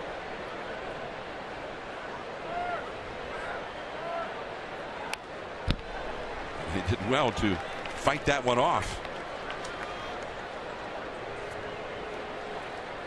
The Giants were here, and it was Tim Hudson up against Despagne back on the 5th of July. And it was a 1-1 tie when the two pitchers left the game. Each went only 6 innings.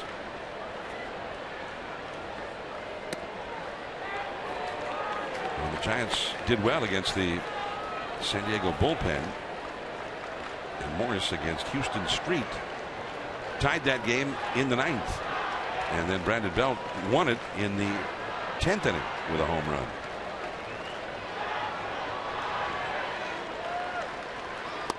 Struck him out.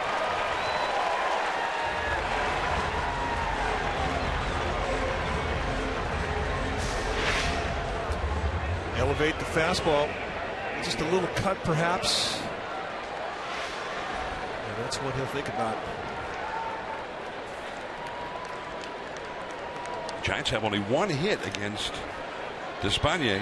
That was a Joe Panic double back in the 4th inning. And only 2 base runners. Pagan was the other one. He walked leading off the game. So here's Pagan with Panic on deck. 1 out, 6th inning. Called a strike. And Despagne is not your typical starting pitcher. He's not a power arm. He's a total finesse guy. You just don't see many guys like him.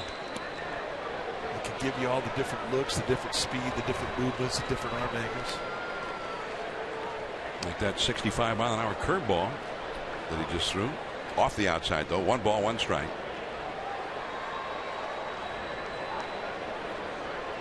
You know, they don't have a signal for the speed of the breaking ball. I mean, that's all Despagne. I mean, he'll throw the curveball anywhere from 76 to 60 miles per hour. As a catcher, you just put down a 2, which is a sign for the curveball, and then just kind of hang tight because it's going to come your way. And he actually is a pretty easy guy to catch. He has exceptional command. For the most part, where you put your glove, he's going to be pretty close to it if you're catching him.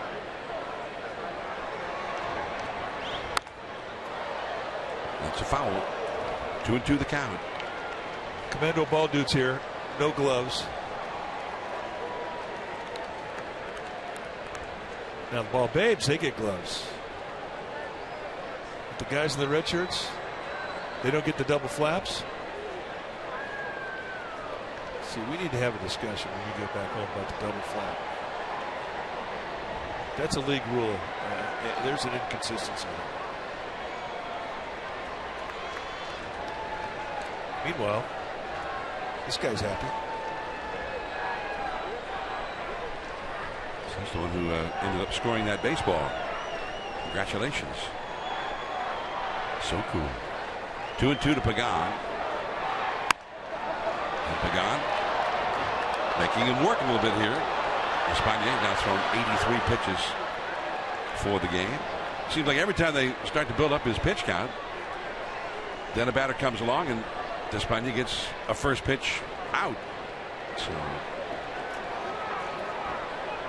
they've had some gritty at bats against him, some hard hit balls, but only the one hit. And that's all for Pagan.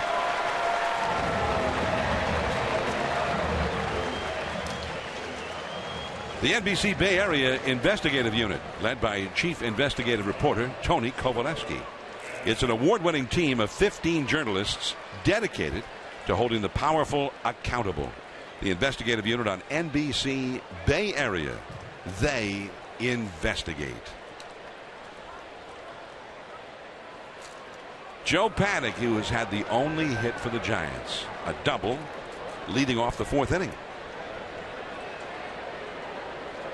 He's the only Giant to have gotten as far as third base in this game. And that's a called strike. 5 runs, 7 hits for the Padres, no runs, 1 hit for the Giants. The Dodgers won this afternoon at Wrigley Field 14-5 back of Clayton Kershaw, who got his 20th win. That's a ball and a strike now to Paddock with Posey on deck. So the Giants right at the moment 3 games back of LA, trying to get it back to 2.5. But also the Pirates won again, and the Giants have only a 1.5 game lead ahead of the Pirates for that first wild card spot. Another base hit for Paddock.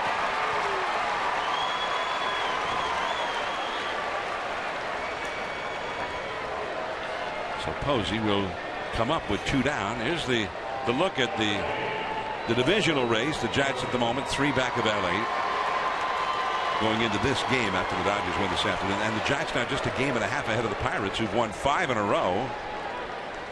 And the significance of that is the Brewers lost that game, so they're 4.5 games out of the second wild card spot. They're starting to fade big time in the wild card picture. Curveball, Buster, in the third, and that ends the inning. Solarte turned that into the inning ending out. 6 shutout innings for Despaigne.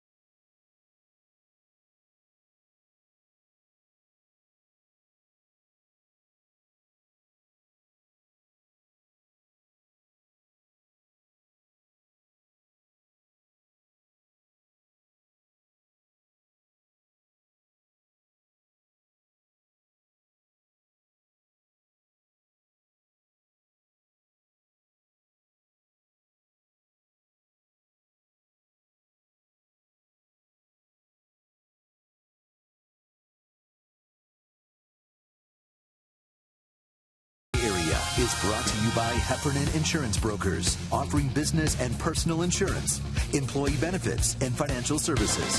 Visit us at hefins.com and by Xfinity, home of the most live sports. From downtown San Diego, right near the harbor, the Padres lead the Giants 5-0 as we go to the last of the sixth inning. Pitching change for the Giants. Tim Lincecum has come on when it's time for a change. Think Speedy Oil Change and Auto Service, your oil change, tune-up, and repair experts. Fifth time out of the bullpen for Lincecum. You see his combined year, 26 starts, 10-9 on the year with a 4.88 ERA. This is a very important outing as Lincecum looks to find that release point that will allow him to get in the strike zone to where he can command his pitches. His command has been inconsistent, and because of that, it's taken him out of the rotation. Michael Morse stays in the game. He goes to left field, and Gregor Blanco moves to center. Angel Pagan out of the ball game. And which makes you wonder if Pagan may have tweaked that nerve in the back that has caused him trouble, caused him to miss the last few games. Cameron Maben with a count of 1-0. High pop-up foul, because this only saves them one spot in the batting order. Morse in the 9th spot, and now the pitcher Lincecum would be the next hitter due up. Now, this was the last swing that ended his at bat in the top of the 6th, and it may be that he aggravated that back again. I hope not. 1 ball and 2 strikes to count. Lincecum facing Maben here in the last of the 6th inning. Now, Lincecum is a 4-pitch pitcher, and it's always the same key with him. If he's throwing low strikes with that fastball, everything follows. And he's missing up. He's not getting his foot down in time. He's not getting his hand up in a high position to start his motion towards his target. And because of that, he gets pushed in his delivery. His wrist snap and his release point is not out over his plant step, his stride step. He struck him out. That was perfect.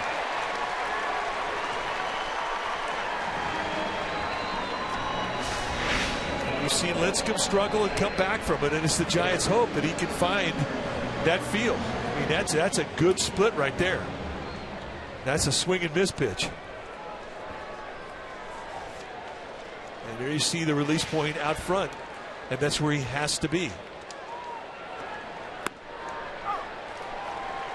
Strike one to Jake Gobert, the first baseman, the young rookie, who is 0 for 2 in this game.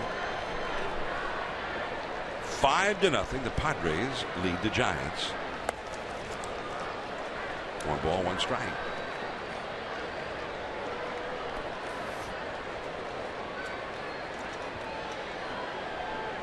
When Lincecum struggles with his release point, he is not an easy guy to catch.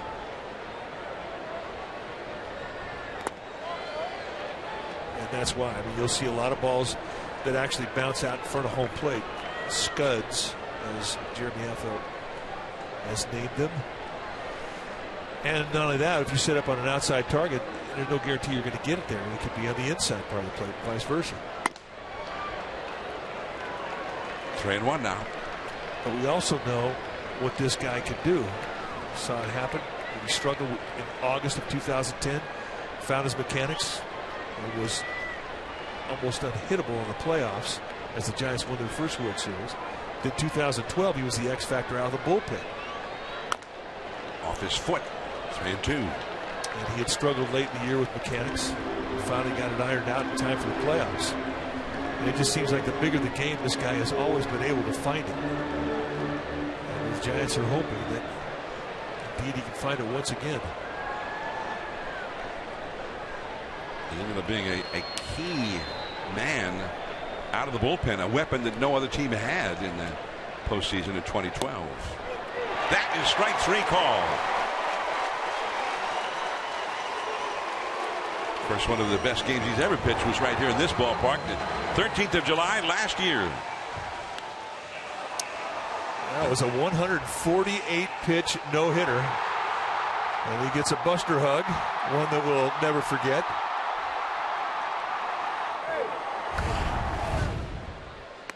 And that's a called strike to Despaigne. I love because he was looking out of the outfield and Buster came up behind him and grabbed him. And he was asked after the game, what were you thinking at that moment? And he says, I was thinking, okay, who's up next? What's my next? He said he was so focused on making pitches and whatnot that he said, okay, we got that guy now. Oh, wait, what's this? he was trying to think about the next hitter. And Buster clotheslines him from behind. He really had not settled in yet that he just had pitched a no-hitter. Well, that's the inning, and a very strong inning for Tim Lincecum. Dwayne Kuiper will return for the radio side. Pablo and Pence, and then Belt coming up in the seventh.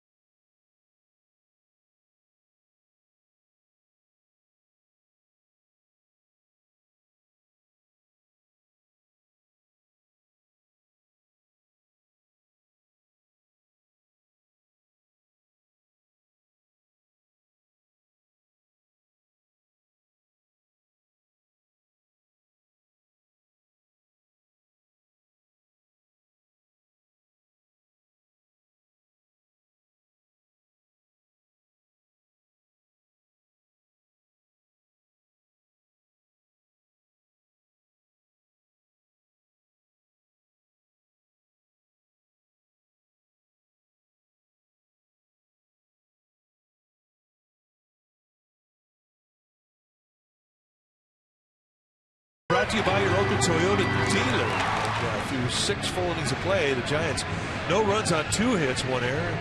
The Padres 5 runs on 7 hits. Tim Hudson, second start in a row, he's given up 4 runs in that first inning. Had to leave with 1 out in the 5th inning. On the other side of the coin, Despaigne, the right-hander for the Padres, has been brilliant. 6 strong innings, 6 strikeouts, a walk, couple of hits. Both hits have come off the bat of Joe Panik, who's 2 for 3 with a double. And Alexei Amorisha, the big swing of the bat in the first inning when he had a 2-run double. That is your Toyota game summary, brought to you by your local Toyota dealer. 5-0, top of the 7th, 5-0 Padres. Here again, Dwayne Kuiper. All right, Mike, and it'll be Pablo Sandoval to lead things off. Sandoval, Pence, and Belt.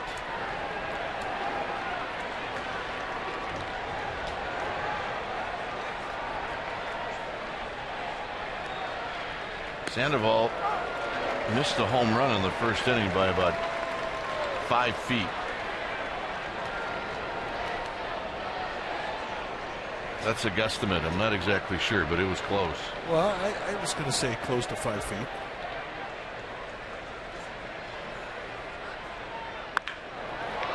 Right at Jerko, 1 out. And that has been what has been so frustrating for the Giants tonight. I mean, every time they hit the ball in the screws, it has found a glove.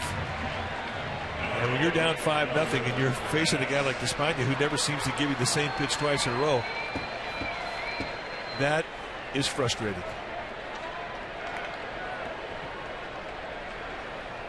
So here's Pence. So far, Panic's been the only smart one not to hit it at anybody. Yeah, well, those guys from St. John's, they're pretty smart.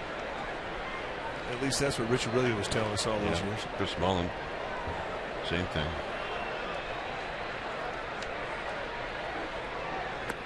Low to Pence.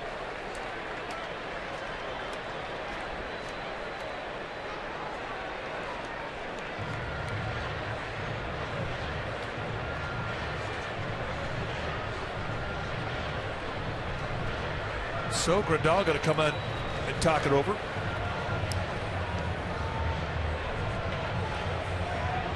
Not really sure what the conversation could be about, unless it's just to give the bullpen, and that's exactly what it was. Bud Black told Grandal to go out there and kill some time and let the bullpen get heated up. And he may not let Bud Black may not let Spania get back in the stretch. And that's a shot foul. Hit the stool. See? No flaps on the ball, dudes. No, you're right.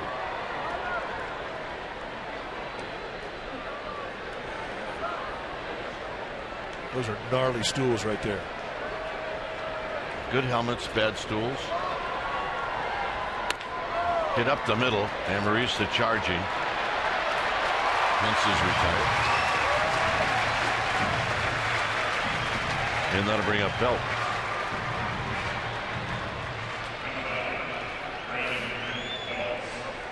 Belt is struck out and he's bounced out. I mean, that's like you're catching a game right there.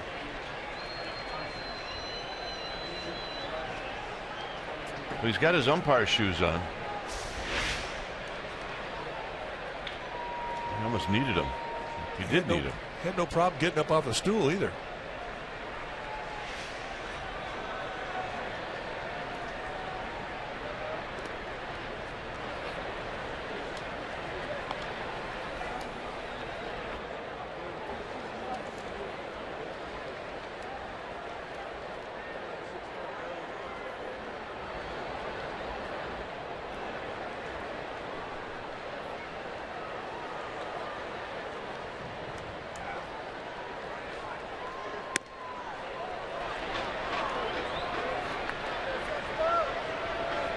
Two and 0 to Belt.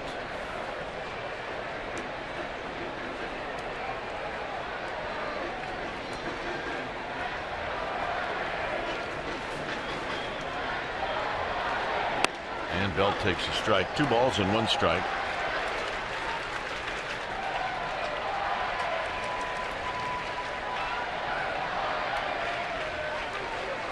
Should Belt reach here, it would be Blanco who's on deck.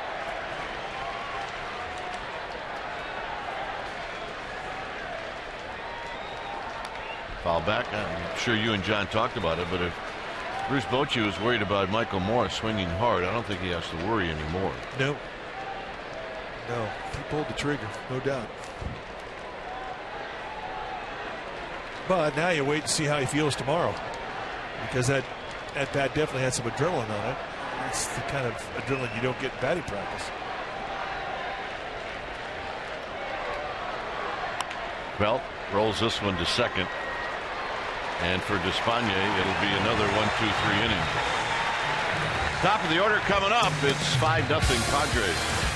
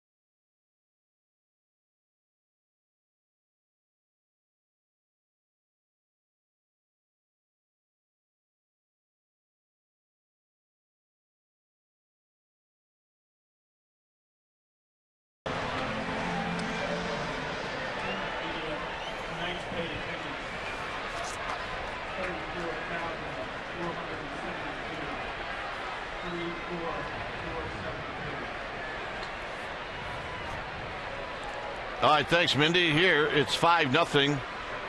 Padres is Lincecum back out there to face Jan Solarte, and the first pitch is high, 1 ball and no strikes.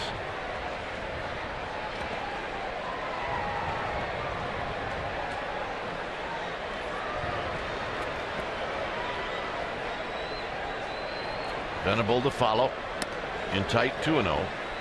Last time we saw Lincecum come out of the bullpen, he was throwing everything out of the stretch, so he's using the windup again. He had a nice clean 6th inning.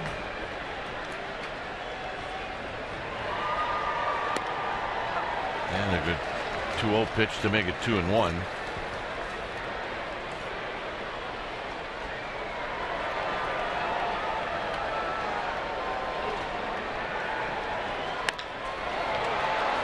Blanco freezes, sets up, puts it away.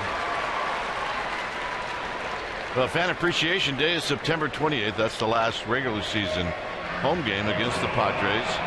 A couple of prizes that you could win: tickets on Virgin American, a Levi's 501 or 501 gift certificate, dollars that is, and one lucky fan is going to win the grand prize, a 2014 Toyota RAV4. You don't have to purchase anything. Just visit the Dugout store for an entry form. Visit sfgiants.com for tickets.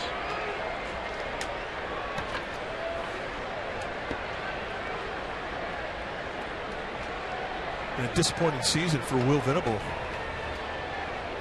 On base percentage at 280, 286. For Venable last year, he was the most valuable Padre. It was really his breakout year. He had 22 home runs, hit 268, 22 stolen bags to go with it. This year he's never really been able to get it going. Panic on the backhand. You can see the shortstop in panic on that play. 2 outs. The beauty of playing second base is you got half the throw to make.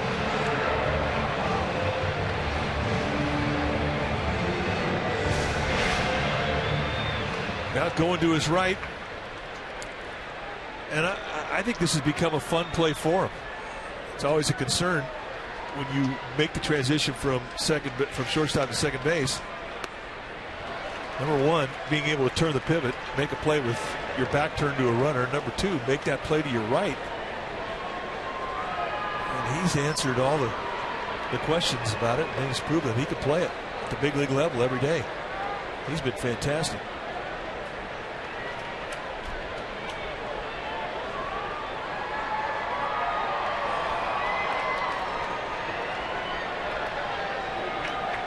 Jerko bounces this one to Sandoval, and they're going to call that a foul ball. Well, at the very least, it allowed Sandoval to shoot a little free throw over to Brandon Belt. Get that confidence back. Yeah, I mean, remember he had an error early in the game. He overthrew Brandon Belt, and his next play he threw high. Here, take advantage of it. Threw a perfect strike on the run. So odd to see him have problems throwing strikes with the great arm of his. But he threw one up in the stands back in the 3rd inning.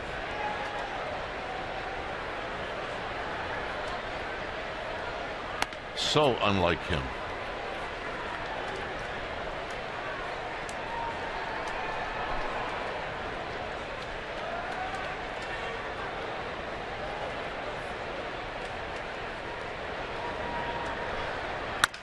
On the ground, Belt, with Lincecum covering, and that'll end the inning. Giants have some work to do, and Blanco's going to lead things off.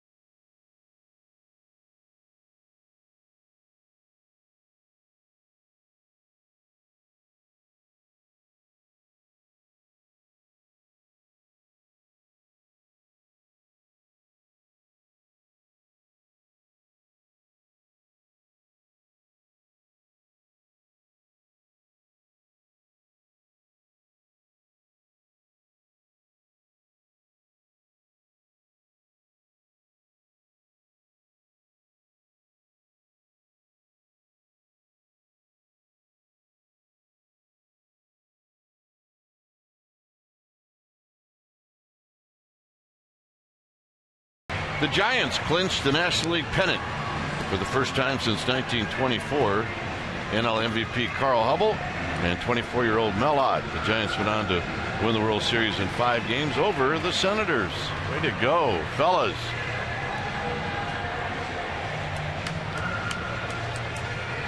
Here at Petco Park, it's 5-0 Padres. It's been that way for a while, which really disappoints me. When it's time for a change, think Speedy Oil Change and Auto Service, your oil change, tune-up, and repair experts. So, Frank Garces, the new pitcher now for San Diego.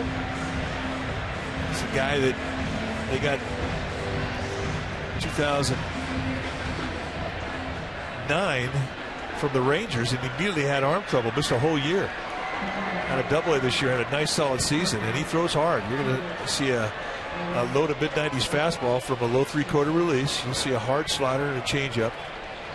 7 strikeouts in 6 innings, so he's made a nice impression on Bud Black since being called up.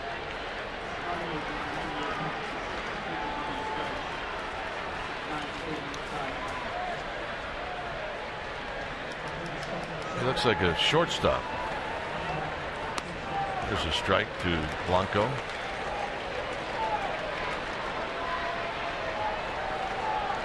Blanco's bounced out twice, once on a nice play by Jerko. Crawford to follow, and then Michael Morris. Del Thayer, the right-hander.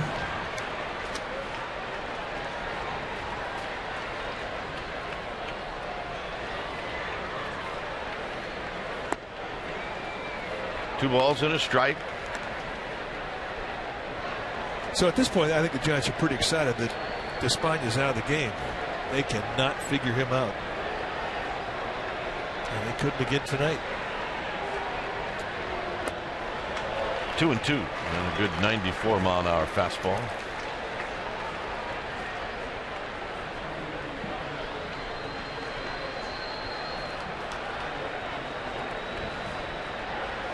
It's the time of year you see a lot of guys getting the call up, getting a look. And Blanco doesn't waste any time as he greets Garces with a base hit. Nice at bat. Well, the most popular way to follow the Giants push to the postseason is with MLB.com at bat, the #1 app for live baseball. You can enjoy live look-ins, replay reviews, scores, live radio broadcasts, and the MLB.TV game of the day, and more. Get at bat for your smartphone or tablet on the App Store or visit MLB.com.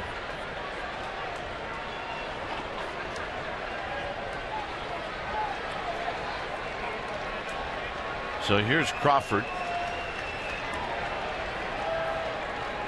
Crawford is popped out and he's flied out, both to left field. His last at bat, he flied out to deep left field. Here he skies one again to deep left, but it's going to be Smith who puts it away.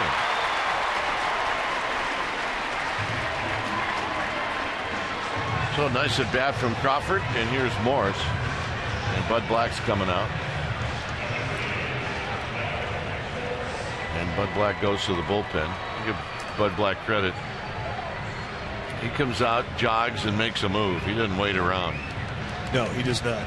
Too many managers sit there and let the catcher go out. All right. It's 5-0. We'll tell you who's coming in when we come back.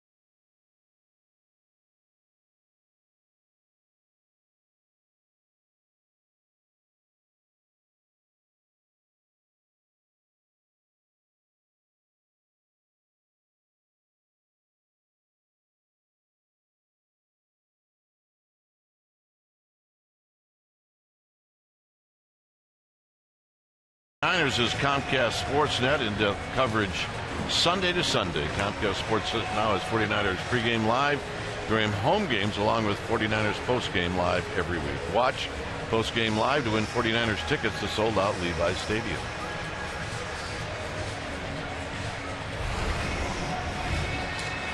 The pitcher now for San Diego will be the right-hander Dale Thayer. He's been a workhorse for these Padres this year. 67th time he's come in.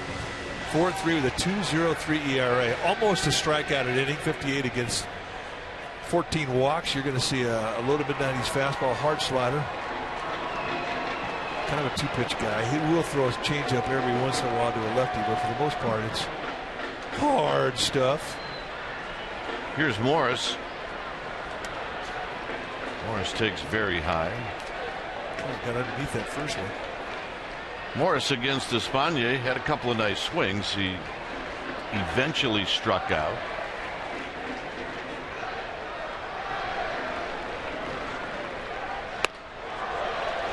One ball and one strike.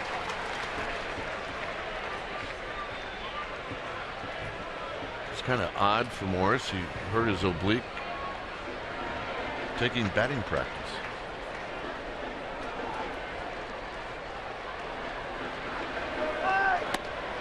The 1-2. When you are on the disabled list for a while, what's the one pitch that's the hardest to hit? The fastball? Well, look, the high fastball, yeah, because you think you can catch up to it. You feel strong. That's just off the plate, 2-2. Did not miss by much. But really, it's just timing. You can whack around those batting practice pitches pretty good, but it really doesn't matter.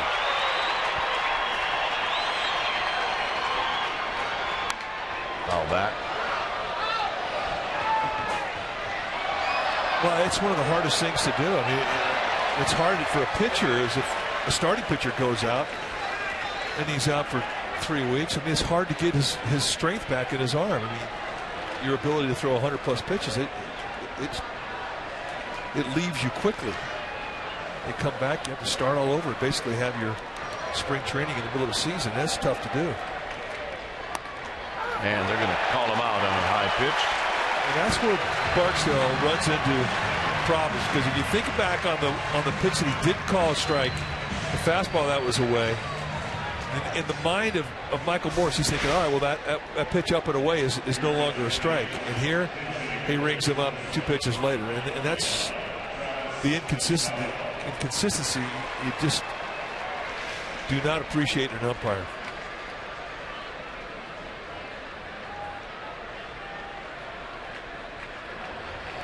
Here's Ishikawa. He will be the pinch hitter for Lincecum.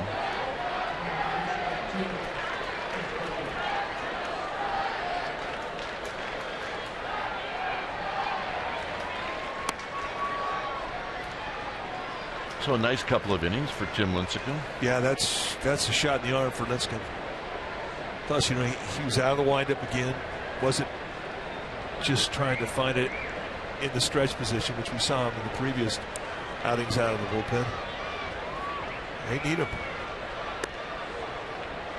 And 2 solid innings with a couple of strikeouts.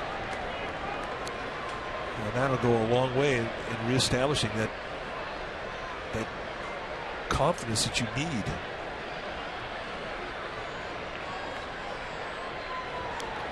And not only will Lincecum get confidence out of it, so will Bruce Bochy and how to use him.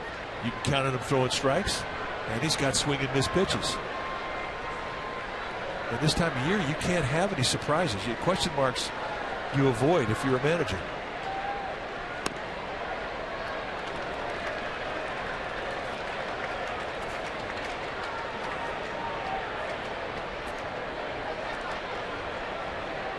Ishikawa hitting .277.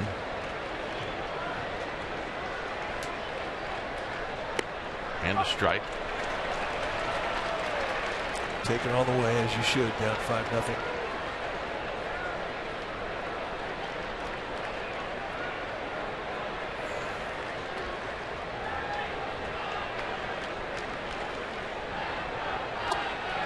And a full count.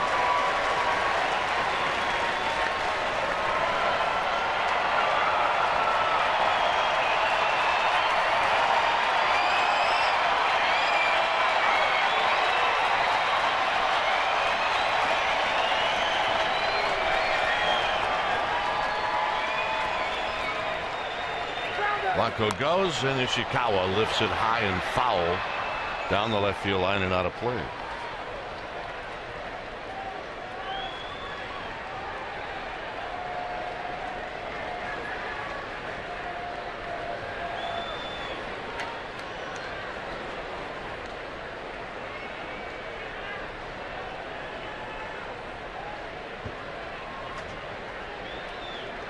Three and two. And this is a high pop-up, foul territory, and Solarte makes the catch to end the inning.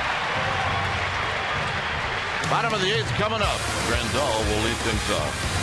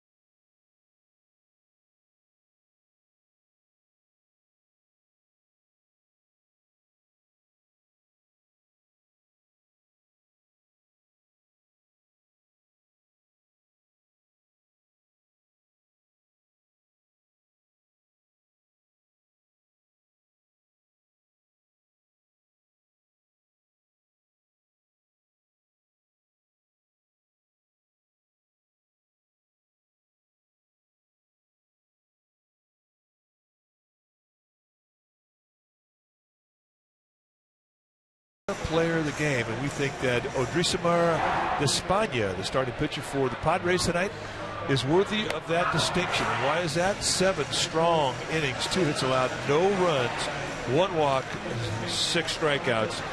He was fantastic, mixing up just about every type of pitch that you can imagine, from every type of different angle that you can imagine. And there was the high fives that he had after his 7 full innings of work. He is our Honda player of the game. And when it's time for a change, think Speedy Oil Change and Auto Service, your oil change tune-up and repair experts. New pitcher now for the Giants will be right-hander George Cantos. Take a look at what he has done this year, 20 games, 4-0 with a 3.10 ERA. And George Cantos is out of options. He will not be going back to the minor leagues. He's had a good, solid season. Fastball that goes low 90s with a hard slider. He'll throw 2 types of fastball and a changeup.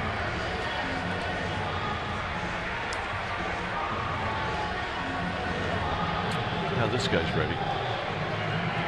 Yeah, well, we see him a lot in San Francisco. Do you think that's a whole bunch of attitude there? A suit you can buy off the rack, or do you think you have to have that made?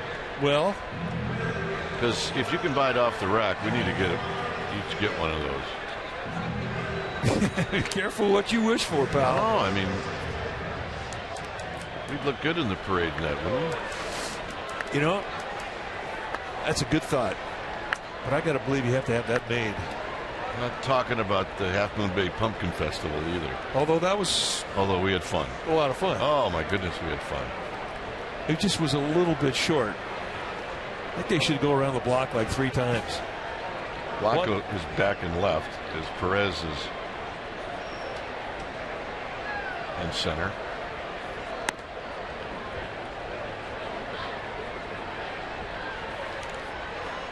There were a lot of gamer babes there, weren't there? Where were we again? Half Moon Bay.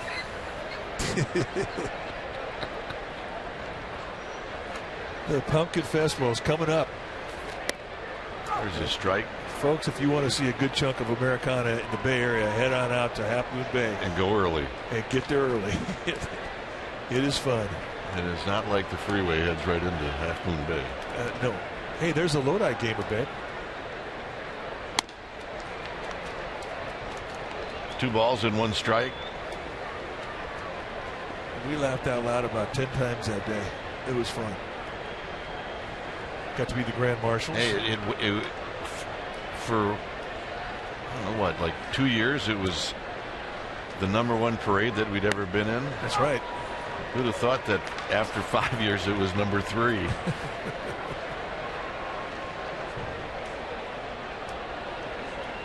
2-2 to Grandal.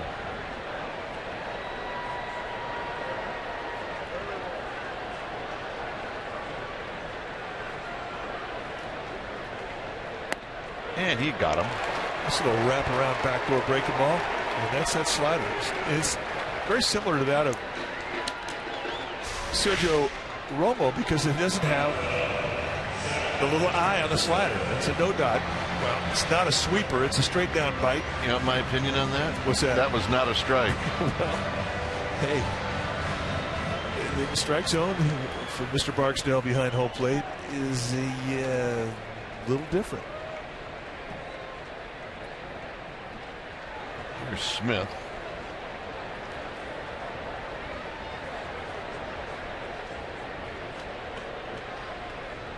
Overshift is on for Smith, and that fastball is wide. 1 ball and no strikes. Dodgers won today. So if the Giants do not come back in this game, they will be 3.5 back. Pirates won today. Now, see, Contos is going, well, wait a minute. You just called that a strike. It's just inconsistent. And that's an issue for both the pitcher and the hitter.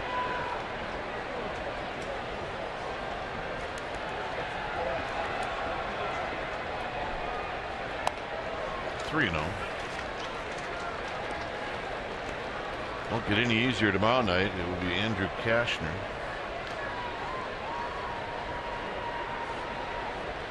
At this point, it's like anybody but Despaigne, right?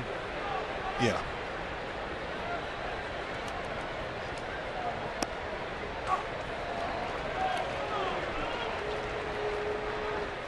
This is the way it stands right now.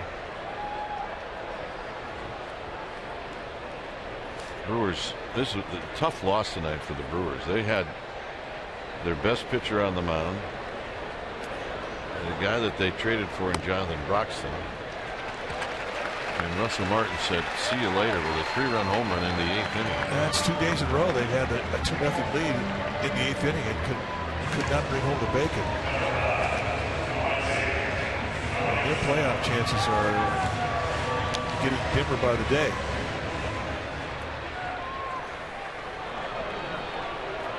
Here's Amarista.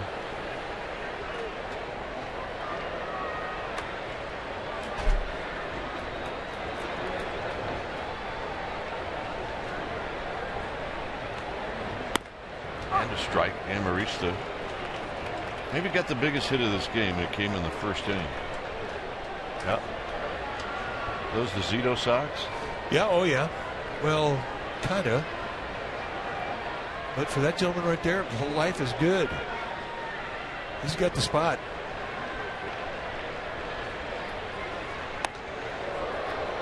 He's got a great chair. He's got a cold one going. He's got his favorite uni on. I want to see a busload of kids come into the sandbox right now.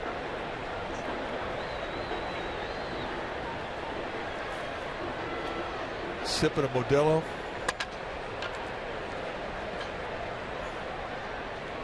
Only one thing wrong. His team is losing. Yep. 1-2.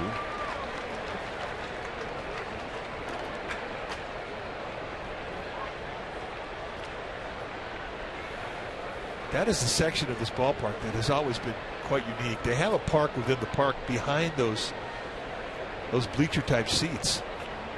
Little beach area in front.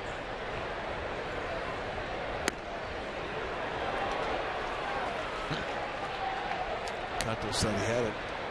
See, right there behind the fence is the beach area. Then up behind the bleachers, that's the park.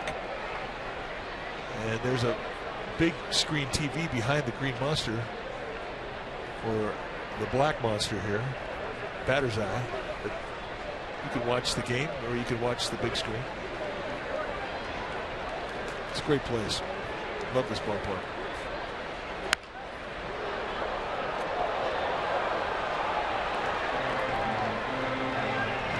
And if you ask Giants fans, they'll probably tell you that this is maybe their favorite home away from home.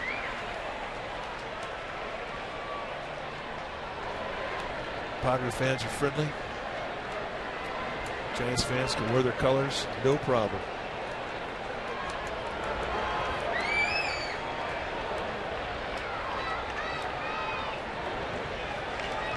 So Amarista gets tired of waiting. He steps out.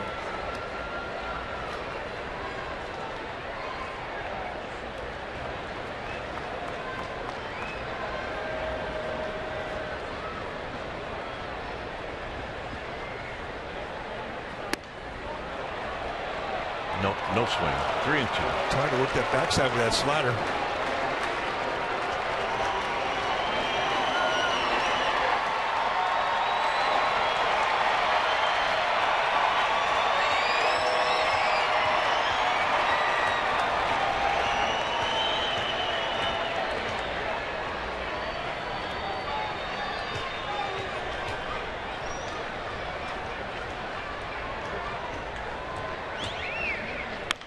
Out of play.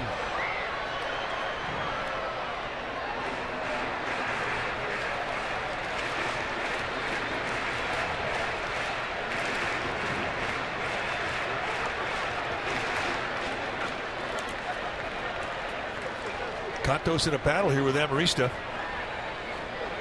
You pitch to Amarista, you think you're looking at the smallest strike zone in the National League. And it may be the smallest zone.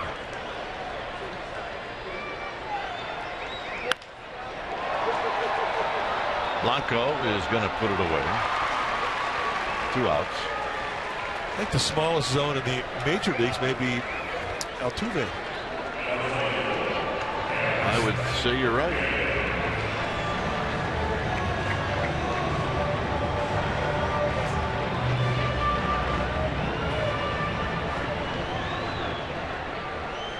Maben had a single to knock in a pair of runs in the first.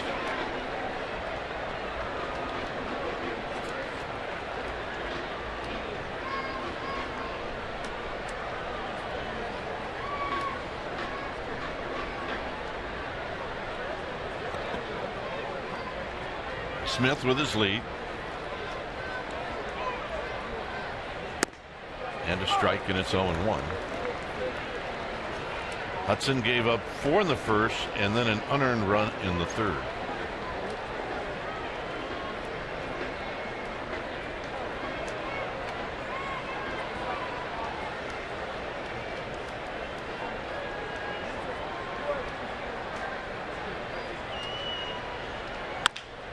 Tap to Crawford, and he's going to go to first, and that'll end the inning. Giants have 3 more outs in this game, and they trail by 5. We'll be back.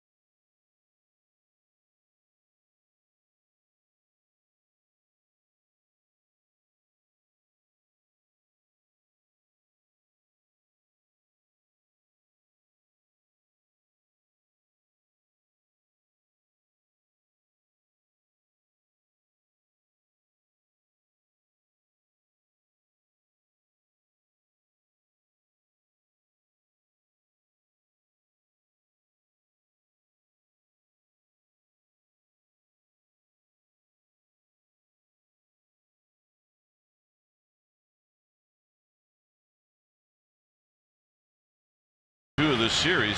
It's a bit of an odd starting time. Pre-game live is going to start at 5, and then we'll have the game for you at 5:30. Day baseball on Sunday at 12:30. We'll be on the air with the first pitch at 1 o'clock. And then the Dodgers for 3. The Dodgers for 3. And then 4 to finish out the season. 5-0 Padres. When it's time for a change, think Speedy Oil Change and Auto Service, your oil change tune-up and repair experts. R.J. Alvarez, the new pitcher now for San Diego. See what he has done in 6 games. No record with a 1.80 ERA. Nobody's hitting him, but he's a little wild. And kind of a low 3/4 release. You're going to see low to mid-90s fastball, hard slider. He came over to the Padres in the trade that sent Houston Street to the Angels. I mean, this is one of the big arms in the minor league system for the Angels. Padres like him.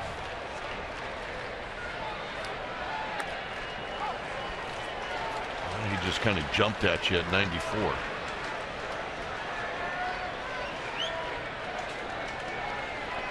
Panic's got 2 hits. I mean, prior to this year, in 2 years at the minor league level, Alvarez in 76 innings had 117 strikeouts. So I mean, he's got good stuff. That's a tight little slider right there. A lot of umpires would give.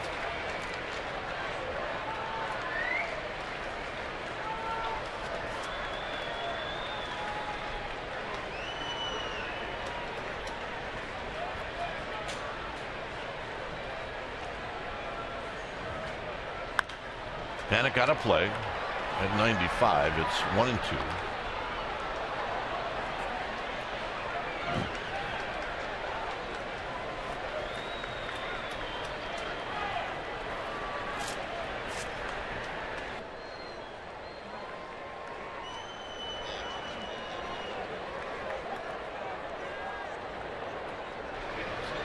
One ball and 2 strikes.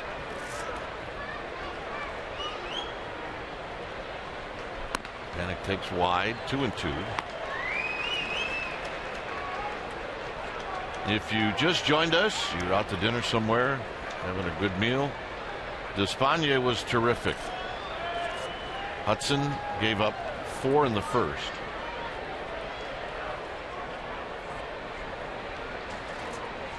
Well, that really was the difference in this game.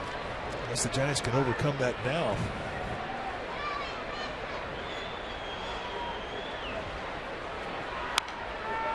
Panic fouls it back. He stays alive.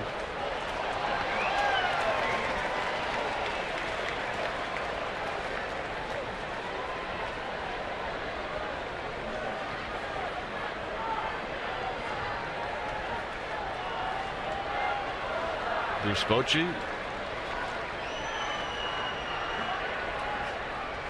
back where he managed for such a long time here for the Padres. Got him. 97-mile-an-hour two-seamer right there at the knees and a generous call. And Panic is sent packing.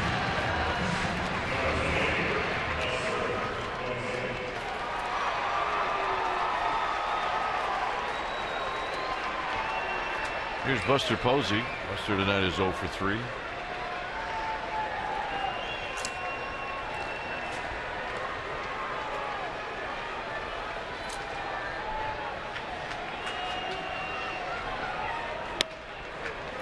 The thing about Buster Posey is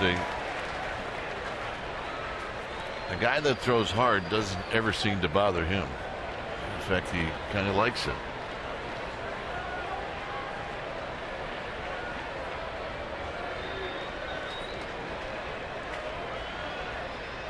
Look out!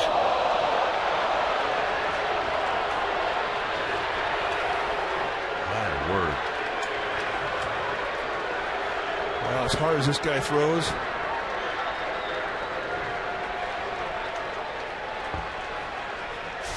that is one of the things you're always afraid of in the month of September, and that got him right on the elbow. But it didn't hit him in the face. And I guess for that you have to be happy.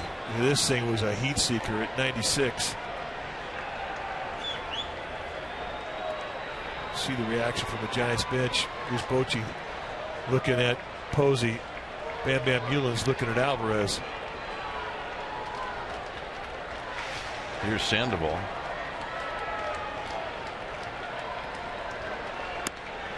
Sandoval takes a strike. Posey moves down to second.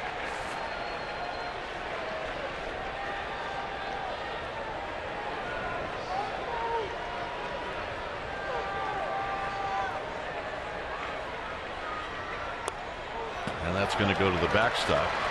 Well, you saw the stats. I mean, he only given up 1 hit, but in 5 innings he'd given up 5 walks. So for Alvarez, I think him hitting Posey may have rattled him. Grandal's going to come out there and try and calm him down. Meanwhile, Quackenbush, the closer, starting to get up and get stretched.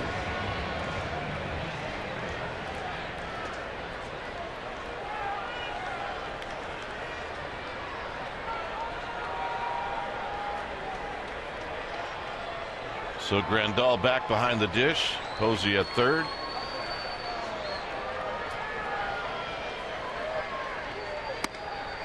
One and two. Well, you know, you never know how a hit batsman can affect a team. And sometimes it can affect them in a positive way. And right now, the Giants bullpen, or their dugout's ticked off because of what happened to their best hitter. And whether or not you see the effect of it in a positive way in this game, maybe tomorrow. Out of play.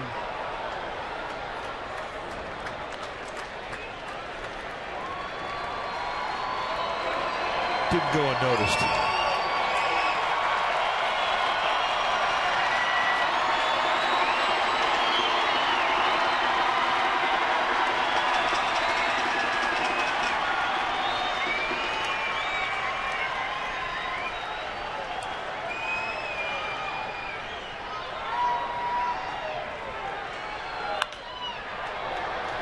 And that'll be down the left field line and out of play. It remains 1 and 2.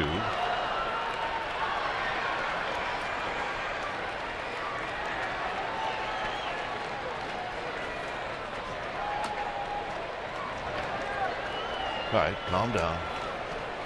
Oh, he's got 2 of them. What's up with that? Well, 2 foul ball night. Without a glove? Come on. Yeah. Calm down. You think they're not tired of that guy by now?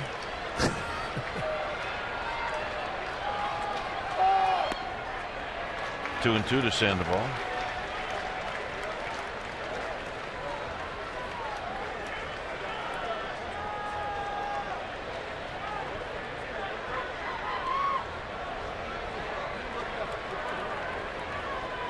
Pence getting loose in the on-deck circle.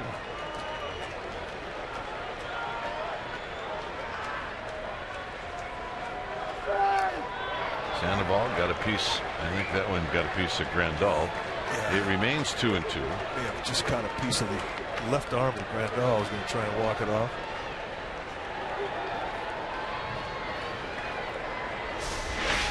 Watch the left forearm of Grandal, the catcher.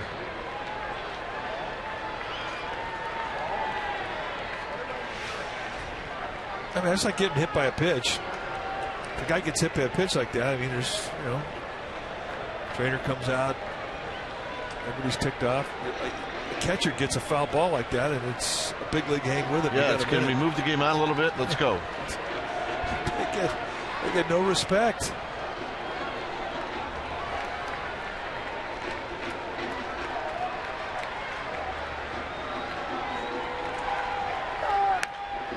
I mean, a catcher doesn't even have the luxury of being able to drop stank eye on anybody. It's a foul ball. Yep. If you get hit by a pitch, at least you have the luxury of walking down first base line and giving the pitcher a face finger. And wiping out the shortstop or second baseman. Foul ball, you just got to wear it.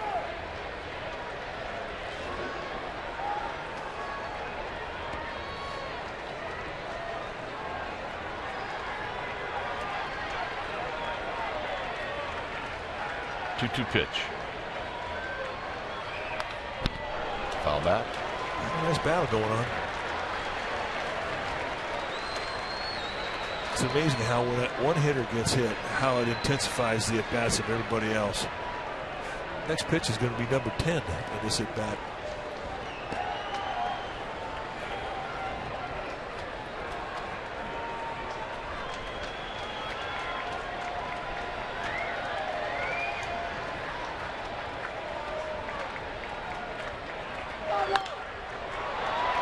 Shallow center field, and Smith will make the catch.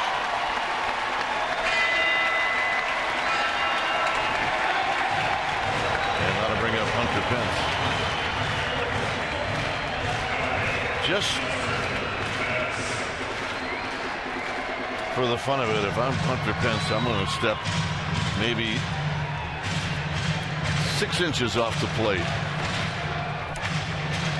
At least on the first pitch.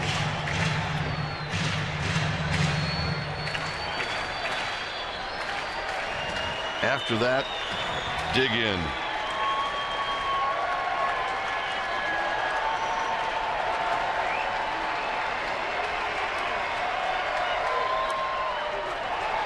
No balls and 1 strike. 1 to measure, 1 to rake.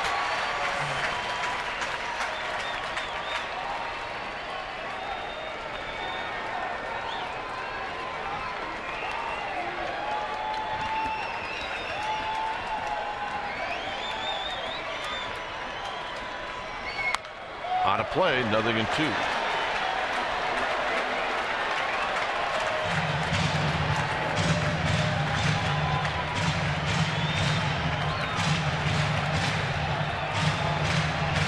Belt on deck.